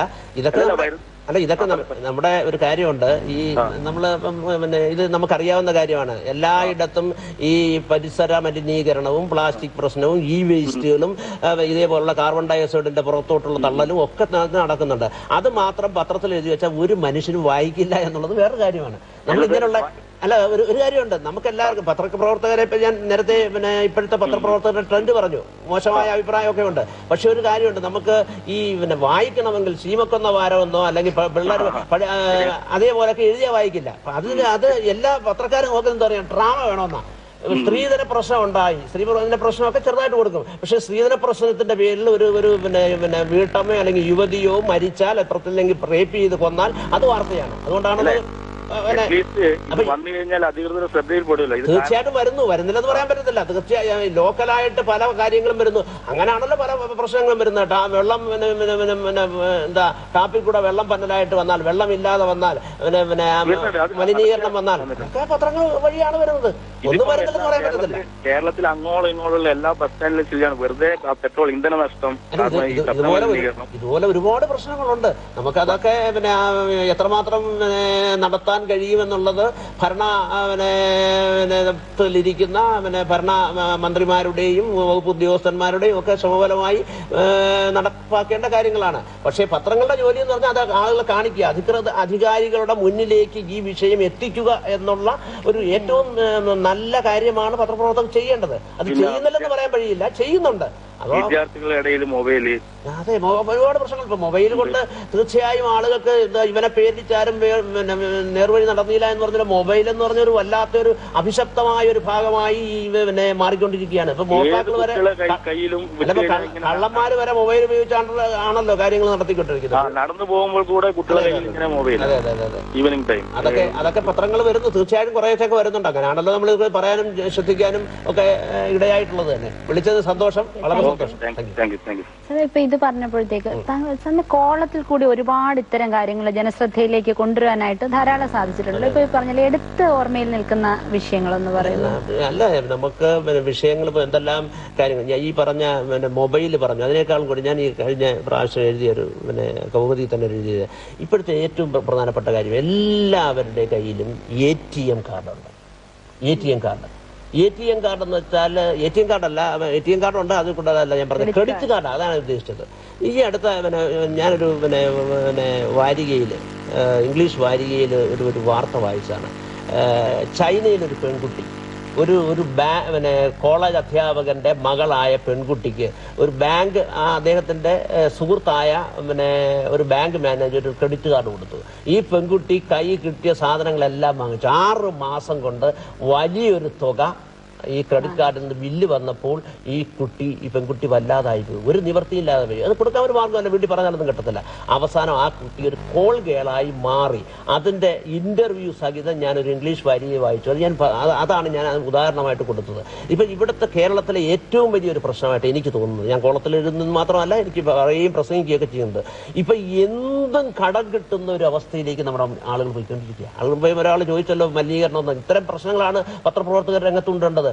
എന്തും കടം കിട്ടും. നമുക്കറിയാൻ ഇപ്പൊ ഏത് കാറെന്ന് പറഞ്ഞാൽ പിറ്റേന്ന് അവിടെ കൊണ്ടിടും, കാർ വീട്ടിൽ കൊണ്ടിടും, അത് കൊടുത്തോണ്ടിരുന്ന വീട് കിട്ടും. എന്ത് സാധനവും കടം കിട്ടുകയും ഇതുപോലെ ക്രെഡിറ്റ് കാർഡ് കൊണ്ട് ആവശ്യം പോലെ സാധനങ്ങൾ വാങ്ങിക്കുകയും ചെയ്താൽ നാളെ ഉണ്ടാകുന്ന അതിന്റെ വിപത്തുകൾ, അതിന്റെ ഇമ്പാക്ട് എന്താണെന്ന് സാധാരണക്കാർ മനസ്സിലാകുമ്പോൾ ആ പെൺകുട്ടിയുടെ കാര്യം പറഞ്ഞു വരും. അപ്പൊ ഞാൻ പറഞ്ഞ അത്തരം കാര്യങ്ങളൊക്കെ ആളുകളുടെ മുമ്പിൽ ശ്രദ്ധയിൽ കൊണ്ടുവരേണ്ടത് പത്രപ്രവർത്തകരാണ്. കൊണ്ടുവരുന്നില്ലെന്നല്ല, കൊണ്ടുവരികയും ചെയ്യുന്നു. ഇത്തരം കാര്യങ്ങൾ കൂടി. പക്ഷെ ഇത്തരം കാര്യങ്ങൾ മാത്രം എഴുതിയാലും പത്രം വായിക്കത്തില്ല. അവിടെ വേണ്ടെന്തുവാ, ചൂടുള്ള സാധനമാണ് വേണ്ടത്, ഹോട്ടാണ് വേണ്ടത്. അപ്പം നമ്മുടെ ആളുകൾ പറയുന്ന അമേരിക്കയിലൊക്കെ പറയുന്ന പോലെ സെക്സും ക്രൈമും മാത്രം മതി. അതുകൊണ്ടാണല്ലോ ഈ സെൻസേഷണലിസം എന്ന് പറയുന്ന സാധനം. എന്തിനും ഒരു സെൻസേഷണൽ വേണം, എന്തിനും ഒരു വികാരം വേണം. നമുക്കറിയാമല്ലോ ഇവിടെ അടുത്ത കാലത്ത് കേരളത്തിലൊക്കെ നടന്ന പത്രപ്രവർത്തന രംഗത്തിലെ ഏറ്റവും വലിയ കാര്യം ഐസ്ക്രീം സംഭവം. എത്രയോ ആക്റ്റീവായി ജേർണലിസ്റ്റുകൾ തന്നെ ആക്റ്റീവ് ആകുകയല്ലായിരുന്നു. അതിനുവേണ്ടി ഒരു പെൺകുട്ടിയുടെ മുമ്പിൽ ഇവിടുത്തെ ചാനലുകാരും അല്ലെങ്കിൽ എല്ലാ ആളുകളും മുട്ടുകുത്തിയിരുന്ന് ഇന്റർവ്യൂ ചെയ്യുന്ന ഒരു പരിതാപകരമായ അവസ്ഥ കണ്ടത് ഒരു പഴയകാല പത്രപ്രവർത്തകൻ എന്നുള്ളതിൽ അംഗീകരിക്കാൻ കഴിയില്ല. അങ്ങനെ എന്തൊരു നമുക്ക് സൂര്യനെല്ലിയായാലും പന്തളം കേസായാലും കിളിരൂർ കേസായാലും ഇത്തരം കേസുകൾ ഞാൻ മുമ്പേ പറഞ്ഞല്ലോ, ഡ്രാമയാണ് പത്രങ്ങൾക്ക് വേണ്ടത്. ഇങ്ങനെയുള്ള കാര്യങ്ങൾ മൊത്തം സത്യസന്ധമായി അല്ലെങ്കിൽ നേരത്തെ പറഞ്ഞതുപോലെ നാളുകളെ ഉന്നതിയിലേക്കും നന്മയിലേക്കും നന്മയിൽ ഗോപാലന്മാരായി മാറ്റുകയൊക്കെ ചെയ്യുന്ന വാർത്തകൾ മാത്രം കൊടുക്കണമെന്നല്ല ഞാൻ പറഞ്ഞത്. പക്ഷെ ഡ്രാമ മാത്രം കൊടുക്കുന്നു, എന്തും കൊടുക്കുന്നു എന്നുള്ളതാണ്. ആ രീതിയിൽ ഉള്ള ഏർപ്പാടുകൾ മാത്രം കൊടുത്ത ആളുകളെ ഇക്കിളിപ്പെടുത്തുന്ന ഒരു രീതിയിലേക്ക് മാറുന്നു. പത്രപ്രവർത്തനം എന്ന് വെച്ചാൽ പണ്ടൊക്കെ ഞങ്ങളൊക്കെ അല്ലെങ്കിൽ എല്ലാവരും മനസ്സിലാക്കി പഠിച്ചു വെച്ചിരിക്കുന്നത് എന്താ, പത്രം എന്ന് പറയുന്നത് എഡ്യൂക്കേഷൻ പ്ലസ് എന്റർടൈൻമെന്റ്, വിജ്ഞാനത്തിനും വിനോദത്തിനുമുള്ള മാർഗമാണ്. പക്ഷെ വിജ്ഞാനത്തിന്റെ ഭാഗം മാറ്റിയിട്ട് നിലനിൽപ്പിന് വേണ്ടി എന്തും കൊടുക്കാമെന്ന സെൻസേഷണൽ സുതാര്യതയുടെ പേരിൽ എന്തും കൊടുക്കാമെന്നുള്ള കാര്യത്തിലേക്കും ആൾക്ക് ഒരു സ്വകാര്യതയില്ല. സാർ നമുക്കൊരു ഫോണും കൂടി. ഹലോ ഹലോ ഹലോ, നിശാഗന്ധിയാണ്. ആരാണ് വിളിക്കുന്നത്? ഇത് അരുന്ധതി റോയിയുടെ നാട്ടിൽ നിന്ന് പാണ്ഡവൻ സജീവൻ സംസാരിച്ചോളൂ. എന്താണ് സജീവ സാറേ? എന്തുകൊണ്ട് അഷ്ടര സൂര്യനായ മാടവനോ സാറേ? Good evening. Good evening. Good evening. സാറിന് ഇത്രയും വലിയ ബഹുമതിയൊക്കെ കിട്ടിയത് ഇപ്പൊ ഈ ടി വി കണ്ടപ്പോഴാ അറിഞ്ഞത്. പത്രങ്ങളിലൊക്കെ ഉണ്ടായിരുന്നല്ലോ. എന്നാലും സാറിന്റെ മുഖതാവിൽ നിന്ന് നേരിട്ട് അറിഞ്ഞപ്പോൾ അതിന്റെ ത്രില്ല് ഭയങ്കര സന്തോഷം. ഇതൊക്കെ കേൾക്കുന്ന ഒരു രസമാണ്. അതെ അതെ, അതൊക്കെയാണല്ലോ ഇങ്ങനെയുള്ള വിശിഷ്ട വ്യക്തികളുടെ സേവനം. ഇതൊക്കെ അറിയണം, അറിയിക്കപ്പെടുന്നില്ല. അതാണ് പേപ്പറിൽ വന്നുകൊണ്ട് വരുന്നത്. ഈ ദൃശ്യമാധ്യമങ്ങളിൽ കൂടെ കാണുന്ന ഏതുമായിട്ടുള്ള എഫക്റ്റീവ് വ്യത്യാസം ഉണ്ടല്ലോ. കണ്ടോണ്ടിരിക്കുമ്പോ ഒരു സന്തോഷം. വിളിച്ച സന്തോഷം. ഞാൻ കുറെ നേരമായി ട്രൈ ചെയ്തോണ്ടിരിക്കുക. സന്തോഷം. ശബരിമലയല്ലേ ഈ സാറിന്റെ ആദ്യകാലത്തെ പത്രപ്രവർത്തനത്തില് ഞാൻ ചെറുപ്പത്തിൽ ഇങ്ങനെ ഓർക്കുന്നത്, ശബരിമലയിൽ തങ്ക സൂര്യോദയം എന്നൊരു ഹെഡിങ്ങിലൊക്കെ ഇങ്ങനെ സാറ അടിച്ച് കലക്കി. പറഞ്ഞില്ല, ഞങ്ങൾ സ്ഥിരമായി ശബരിമലയിലല്ല, ഒരു വർഷം 10-15 പ്രാവശ്യം പോകുമായിരുന്നു. അന്ന് ശബരിമലയെ പറ്റി ഒരുപാട് എഴുതുമായിരുന്നു. അതൊക്കെ അന്നത്തേക്ക് ഓർത്തോണ്ടിരിക്കുന്നു അല്ലേ? അപ്പൊ ആ ടൈറ്റിൽ ഒന്നും മായുന്നില്ല. ശബരിമലയിൽ തങ്ക സൂര്യോദയം എന്നുള്ള തലക്കെട്ട് വേഡിങ്സേ അതിന് എത്ര വർഷം പഴക്കിയാലും അതിനൊരു മുഷിവ് വരുന്നില്ലല്ലോ. സാറിന്റെ മനോമുഖരത്തിൽ വന്ന ആ അക്ഷര സൂര്യൻ, അതിന് എല്ലാവിധ ആശംസകളും എന്റെ കുടുംബത്തിന്റെ പേരിലും സജീവൻ സന്തോഷം, നാട്ടുകാരുടെ പേരിലും നേരുവാണ്. സന്തോഷം. ശരി സാർ. ഇപ്പൊ സംസാരിച്ചുകൊണ്ടിരുന്നപ്പോൾ തന്നെ റിപ്പോർട്ടിങ്ങിനെ കുറിച്ച് പറഞ്ഞപ്പോൾ, പത്രപ്രവർത്തനത്തിനെ കുറിച്ച് പറഞ്ഞപ്പോൾ വാക്കുകൾ ഒഴുകുകയായിരുന്നു. അങ്ങനെയുള്ള ഒരാള്, പത്രപ്രവർത്തകരെ കുറിച്ച് തന്നെ നമ്മൾ പറയാറുണ്ട് കലാകാരന്മാരെ പോലെയാണ്, അവരൊരിക്കലും എക്സ് ആകുന്നില്ല, എപ്പോഴും പത്രപ്രവർത്തകനായി തന്നെയാണ് മരിക്കുന്നത് പോലും. അങ്ങനെയുള്ള ഒരാള് എന്തുകൊണ്ടാണ് സജീവ പത്രപ്രവർത്തനത്തിൽ നിന്ന് പത്രക്കാരെ വാർത്തെടുക്കുന്നതിലേക്ക്, എന്തായാലും അതൊരു മാറ്റം തന്നെയാണ്, എന്തുകൊണ്ടാണ് ആ ഒരു ഫീൽഡിലേക്ക് മാറിയത്? അതും എല്ലാ വിചാരതകളാണ്. ഞാൻ സത്യം പറഞ്ഞാൽ ഈ ജനശക്തി അൽഫോൺസ് കണ്ണന്താനത്തിന്റെ അഴിമതിക്കും സ്വജന പക്ഷപാതത്തിനും ഒക്കെ എതിരായിട്ട് വലിയൊരു ഒരു സംഘടന കേരളത്തിലുണ്ടായി, ഇന്ത്യയിൽ മൊത്തം ഉണ്ടായി, അത് കേരളത്തിലുണ്ടായി. അന്ന് അത് പിന്നെ കോട്ടയത്ത് ഉദ്ഘാടനം ചെയ്തത് ഒരു പോലീസ് ഓഫീസർ ഉണ്ടല്ലോ, കിരൺ ബേദിയാണ്. എനിക്ക് തോന്നുന്നു കോട്ടയത്ത് ഇതേപോലെ സമ്മേളനം ഉണ്ടായിട്ടില്ല. പബ്ലിക് ലൈബ്രറി ഓഡിറ്റോറിയത്തിൽ പരിസരത്ത് പോലും ആരാം ചെയ്യാതെ ജനങ്ങളുണ്ടായിരുന്നു. അതിന്റെ സംസ്ഥാന പ്രസിഡന്റായിട്ട് ഞാൻ വന്നു. അൽഫോൺസ് കണ്ണന്താനം എൻ്റെ അടുത്ത പേഴ്സണൽ സുഹൃത്താണ്. അദ്ദേഹത്തിൻ്റെ നിർബന്ധം പോലെ ഞാൻ അങ്ങനെ വന്നു. അങ്ങനെ വന്നപ്പോൾ ഞാൻ മംഗളത്തിൻ്റെ റെസിഡന്റ് എഡിറ്റർ ആയിരിക്കുന്നത് ശരിയല്ല എന്ന് വിചാരിച്ച് ഞാൻ പത്രപ്രവർത്തനം അവസാനിപ്പിച്ച് നാട്ടുകാരെ നന്നാക്കാമെന്ന് വിചാരിച്ചിറങ്ങി. അപ്പം നാട്ടുകാരും നന്നായില്ല, ഞാനും നന്നായില്ല എന്ന് വന്നപ്പോഴാണ് പിന്നൊരു സാഹചര്യത്തിൽ പിന്നെ ജേർണലിസം, മഹാത്മാഗാന്ധി യൂണിവേഴ്സിറ്റി ജേർണലിസത്തിന് പ്രൊഫസറായി പോയത്. നേരത്തെ തന്നെ എനിക്ക് പിന്നെ പത്രപ്രവർത്തന പരിശീലനത്തിൽ അല്പം താല്പര്യമുണ്ടായിരുന്നു. ഒരുപക്ഷെ എനിക്ക് തോന്നുന്നു ഞാൻ അവകാശപ്പെട്ടാൽ കോട്ടയത്തെ പ്രസ് ക്ലബ്ബിൽ ഞാൻ പിന്നെ പ്രസിഡന്റൊക്കെ അതിനു മുമ്പ് തന്നെ പിന്നെ അവിടെ പിന്നെ ഒരു ജേർണലിസം ഫൗണ്ടേഷൻ കോഴ്സ് ആരംഭിച്ചു ആദ്യമായി കോട്ടയം പ്രസ് ക്ലബ്ബിൽ. അതിന്റെ കോഴ്സ് ഡയറക്ടർ ഞാനായിരുന്നു. പിന്നെ ഭാരതീയ വിദ്യാഭവനോടെ കൊണ്ടുവന്നു. അത് തുടക്കക്കാരൻ തുടങ്ങിയതും അതിന്റെ വൈസ് പ്രിൻസിപ്പൽ ഞാനായിരുന്നു. അപ്പൊ അങ്ങനെ എനിക്ക് തോന്നുന്നു കോട്ടയത്ത് പത്രപ്രവർത്തനത്തിന്റെ ഈ രീതിയിലുള്ള ഒരു പിന്നെ പരിശീലനത്തിന് തുടക്കം കുറിച്ചത് ഞാനാണ്. അന്നങ്ങ് അവകാശപ്പെടും. നമുക്ക് കൂടുതൽ സംസാരിക്കാനുണ്ട്, പക്ഷെ ഇപ്പൊ ഒരു ഫോൺ ഉണ്ട്. ഹലോ ഹലോ ഹലോ, നിശാഗന്ധിയാണ്. ആരാണ് വിളിക്കുന്നത്? ഞാൻ സുനിൽ കുമാർ, കുറവിലങ്ങാട്, കോട്ടയത്ത് കുറവിലങ്ങാട്. സുനിൽകുമാർ സംസാരിച്ചോളൂ. എന്താ സുനിൽകുമാറെ? നമസ്കാരം സാർ. നമസ്കാരം സാർ, കഴിഞ്ഞ ഈ നവംബർ 17-ാം തീയതി കോട്ടയത്ത് തെള്ളകം പാസ്റ്റർ സെന്ററിലെ ഞങ്ങളുടെ ഒരു പരിപാടിയിൽ സാർ പങ്കെടുത്തിരുന്നു. ഏത് പരിപാടിയായിരുന്നു? വിദ്യാഭ്യാസ വകുപ്പിലെ മിനിസ്ട്രിയൽ ജീവനക്കാരുടെ സംസ്ഥാന സമ്മേളനം. രാഷ്ട്രീയമില്ലാത്തൊരു സംഘടനയാണ്. അതെ, ഞാൻ വന്നായിരുന്നല്ലോ സാർ. പൊതുവിദ്യാഭ്യാസ മേഖലയിലെ കാലിക പ്രശ്നങ്ങളെ കുറിച്ച് സാർ പറഞ്ഞിരുന്നു. അതെ, വളരെ നല്ല ഹൃദ്യമായിരുന്നു ഞങ്ങൾക്ക്. സന്തോഷം. ഞങ്ങൾ എല്ലാം ഓഫീസിലൊക്കെ എന്ന് ആ കാര്യം പറയാറുണ്ട്. സാർ, എനിക്കൊരു ചോദ്യം ചോദിക്കാനുണ്ട്, ഒരു പരിഭവം പറയാനുണ്ട്. ചോദ്യം ഇതാണ് സാർ, ഒരു യഥാർത്ഥ പത്രപ്രവർത്തകന് രാഷ്ട്രീയം പാടുണ്ടോ?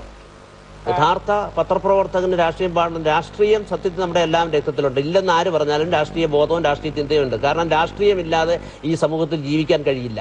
കാരണം പിന്നെ രാഷ്ട്രീയത്തിലൂടെ ശ്വസിക്കുകയും ഉച്ഛ്വസിക്കുകയും ചെയ്യുന്ന ഒരു നാട്ടിൽ രാഷ്ട്രീയം ഇല്ലെന്ന് പറയുന്നത് ചുമ്മാ ഒരു ജാടയാണ്. ഉണ്ട്. പക്ഷെ പത്രപ്രവർത്തകനാകുമ്പോൾ രാഷ്ട്രീയത്തിന്റെ കണ്ണിലൂടെ കാര്യങ്ങൾ കണ്ടാൽ ആ പത്രപ്രവർത്തകൻ പരാജയപ്പെടും. കാരണം അത് രാഷ്ട്രീയമായിട്ട് കാണാൻ കഴിയില്ല. നമ്മൾ സത്യസന്ധമായി യഥാർത്ഥ സംഭവം എഴുതി വെക്കണം. എന്ന് പറഞ്ഞാൽ ഒരു പാർട്ടി പത്രത്തിൽ പ്രവർത്തിക്കുന്ന ഒരാൾക്ക് ഞാൻ രാഷ്ട്രീയം ഇല്ലെന്ന് പറയാൻ പറ്റുമോ? ഇപ്പൊ മാർക്സിസ്റ്റ് പാർട്ടിയുടെ പിന്നെ ഒരു പിന്നെ ദേശാഭിമാനിയിൽ പിന്നെ എഴുതുന്നയാള് മാർക്സിസ്റ്റുകാർക്ക് മാർക്സിസ്റ്റ് നേതാക്കന്മാർക്കെതിരായിട്ട് എഴുതാൻ കഴിയില്ല. വീക്ഷണത്തിലുള്ളവർക്ക് വീക്ഷണത്തിനെതിരായിട്ട് എഴുതാൻ പറ്റത്തില്ല. അത് സ്വാഭാവികമാണ്. പക്ഷെ രാഷ്ട്രീയക്കാരനായി യഥാർത്ഥ പത്രം, ഈ മെയിൻ സ്ട്രീം ജേർണലിസം ഉണ്ടല്ലോ, അതിനകത്ത് രാഷ്ട്രീയ പ്രവർത്തകനായി രാഷ്ട്രീയത്തിന്റെ കണ്ണിലൂടെ കണ്ണടയിൽ വെച്ച് നോക്കി എഴുതിയാൽ ആ പത്രപ്രവർത്തകൻ ഒരിക്കലും ഒരു കാലത്തും രക്ഷപ്പെടിക്കില്ല എന്നാണ് എന്റെ വിചാരം. വിളിച്ചത് സന്തോഷം. സാർ, എനിക്ക് പരിഭവമുള്ളത്, സാർ കോട്ടയത്ത് വളരെ കാലം പ്രവർത്തിച്ചുകൊണ്ടാണ് സാറിന് പറയുമ്പോ ഭയങ്കര സ്പീഡാണ്. കുറഞ്ഞ സമയം കൊണ്ട് കൂടുതൽ കാര്യം പറയാൻ വേണ്ടിട്ടാണോ എന്നൊരു പരിഭവം. അതെ, അതങ്ങനെ ആയിപ്പോയി. ഞാൻ പലരും പറയാറുണ്ട്, പക്ഷെ എനിക്കത് പറ്റത്തില്ല. കാരണം ഇങ്ങനെ എന്റെ ശൈലി അങ്ങനെ ആയിപ്പോയി. ശരി സാർ, സന്തോഷം. നമ്മൾ പറഞ്ഞത് ഒരു യൂണിവേഴ്സിറ്റിയിൽ അധ്യാപക വൃത്തിയിലേക്ക് കടന്നപ്പോഴാണ്. അപ്പൊ ഇപ്പൊ തന്നെ സർ പറയുണ്ടായി, ഒരു യഥാർത്ഥ പത്രപ്രവർത്തന രാഷ്ട്രീയം എന്നുള്ള ചായ്വിൽ ഒരിക്കലും റിപ്പോർട്ട് ചെയ്യാൻ പറ്റില്ല. ശരിക്കും ഒരു പത്രപ്രവർത്തകനാകുമ്പോൾ ഒരു വ്യക്തി ഒരുപാട് ഇതുപോലുള്ള ട്രാൻസ്ഫോർമേഷനിൽ കൂടെ നമ്മുടെ ഈഗോയിലാകാം, പലതിലും ആകാം. അപ്പൊ ഇപ്പൊ വരുന്ന കുട്ടികൾ ആ ഒരു അനുഭവം എങ്ങനെയാണ്? അവരെ അങ്ങനെ ആക്കിയെടുക്കുക എന്ന് പറയുന്നത് അധ്യാപന ജീവിതത്തിൽ ഒരു വലിയ സംഭവം തന്നെയാണ്. പറഞ്ഞു കൊടുത്താൽ മാത്രം പോരാ, അവരുടെ വ്യക്തിത്വം തന്നെ ഒരു കുറെയൊക്കെ മാറ്റിമറിക്കേണ്ടി വരും. പ്രത്യേകത ഈ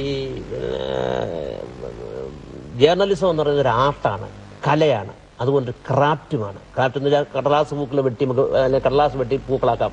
അപ്പോൾ എന്ന് പറഞ്ഞാൽ ഒരു യഥാർത്ഥമായൊരു ബോൺ ജേർണലിസ്റ്റ് എന്ന് പറയാൻ കഴിയുന്ന ആൾക്ക് ജന്മനാ തന്നെ ഒരു വാസന ഉണ്ടാകും, എഴുതാനുള്ള വാസന ഉണ്ടാകും.